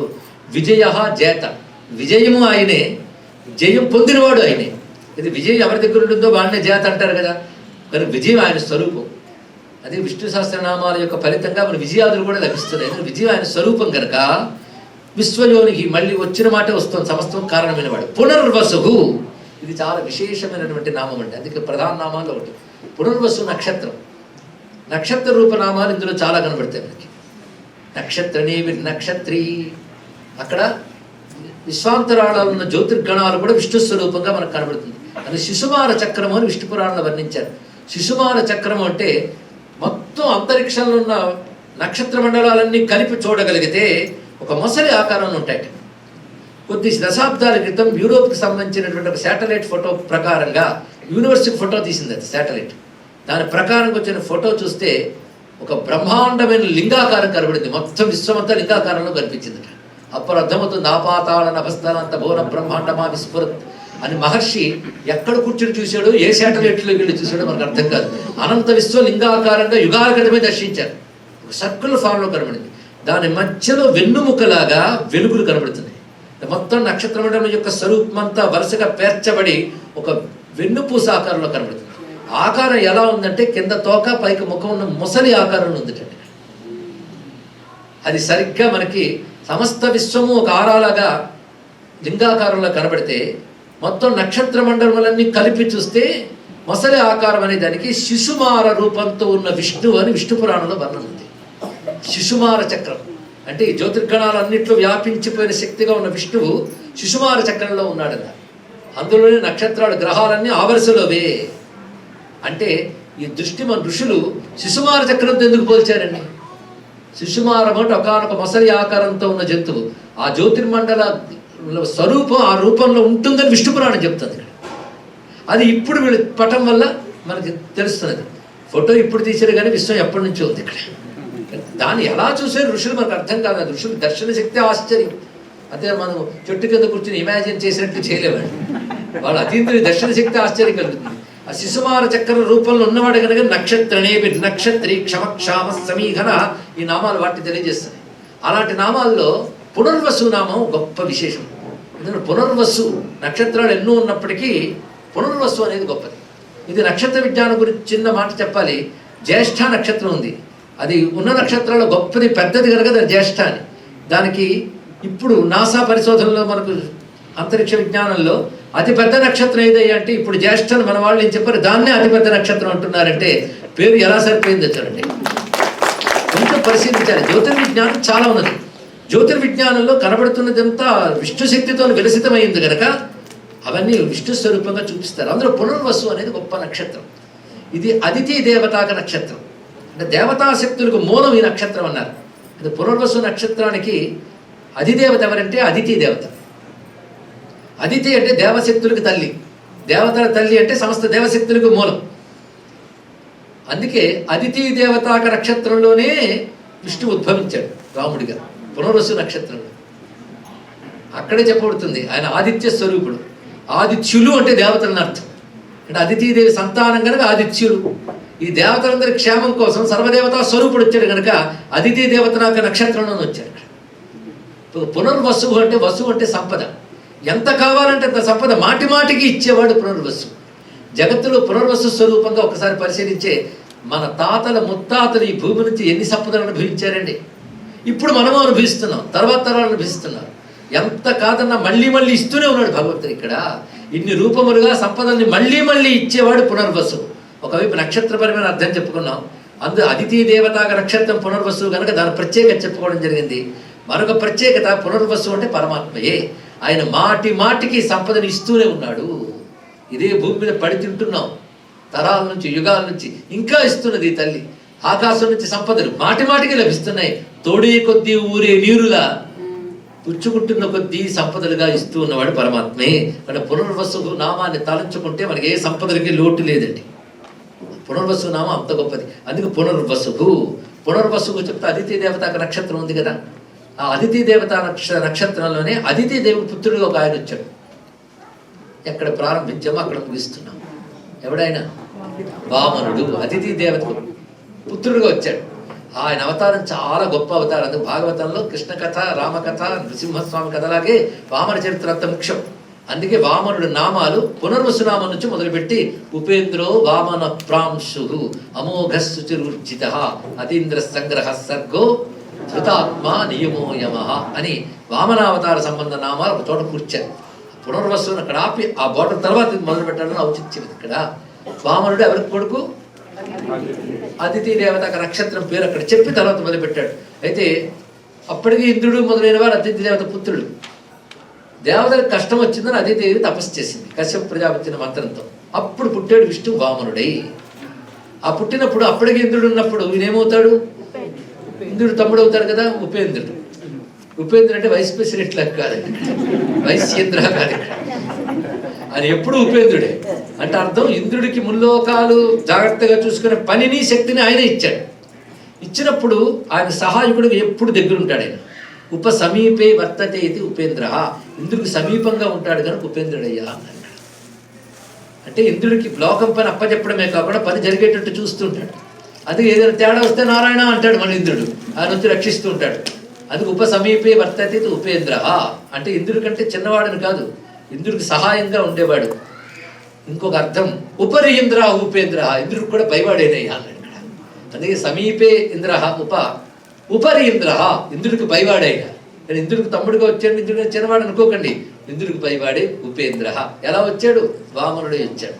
వామనుడు అంటే చెప్పండి, పొట్టివాడు. వామనుడు అంటే పొట్టివాడు. పొట్టివాడు అనుకుంటుంటే ప్రాంశుహు, ప్రాంశు అంటే పొడగరి. నామాలు ఎంత చక్కగా చెప్పాడు. ఉపేంద్రుడు వచ్చాడు, వామనుడు కనబడ్డాడు, చూస్తుంటే పొడుగువాడైపోయాడు. ఉపేంద్రు వామన ప్రాంశుహు అయినటువంటి వాడు. ఇంకెన్ని చేస్తాడు వామనుడు రేపు తెలుసుకుందాం. సర్వం శ్రీ వాసుదేవ చరణారవిందార్పణమస్తు. స్వస్తి. శ్రీ వెంకట నివాసాయ శ్రీనివాసాయ మంగళం. శ్రీమద్రమారమణ గోవిందో హరి గోవింద. నమః పార్వతీపతయే హర హర మహాదేవ.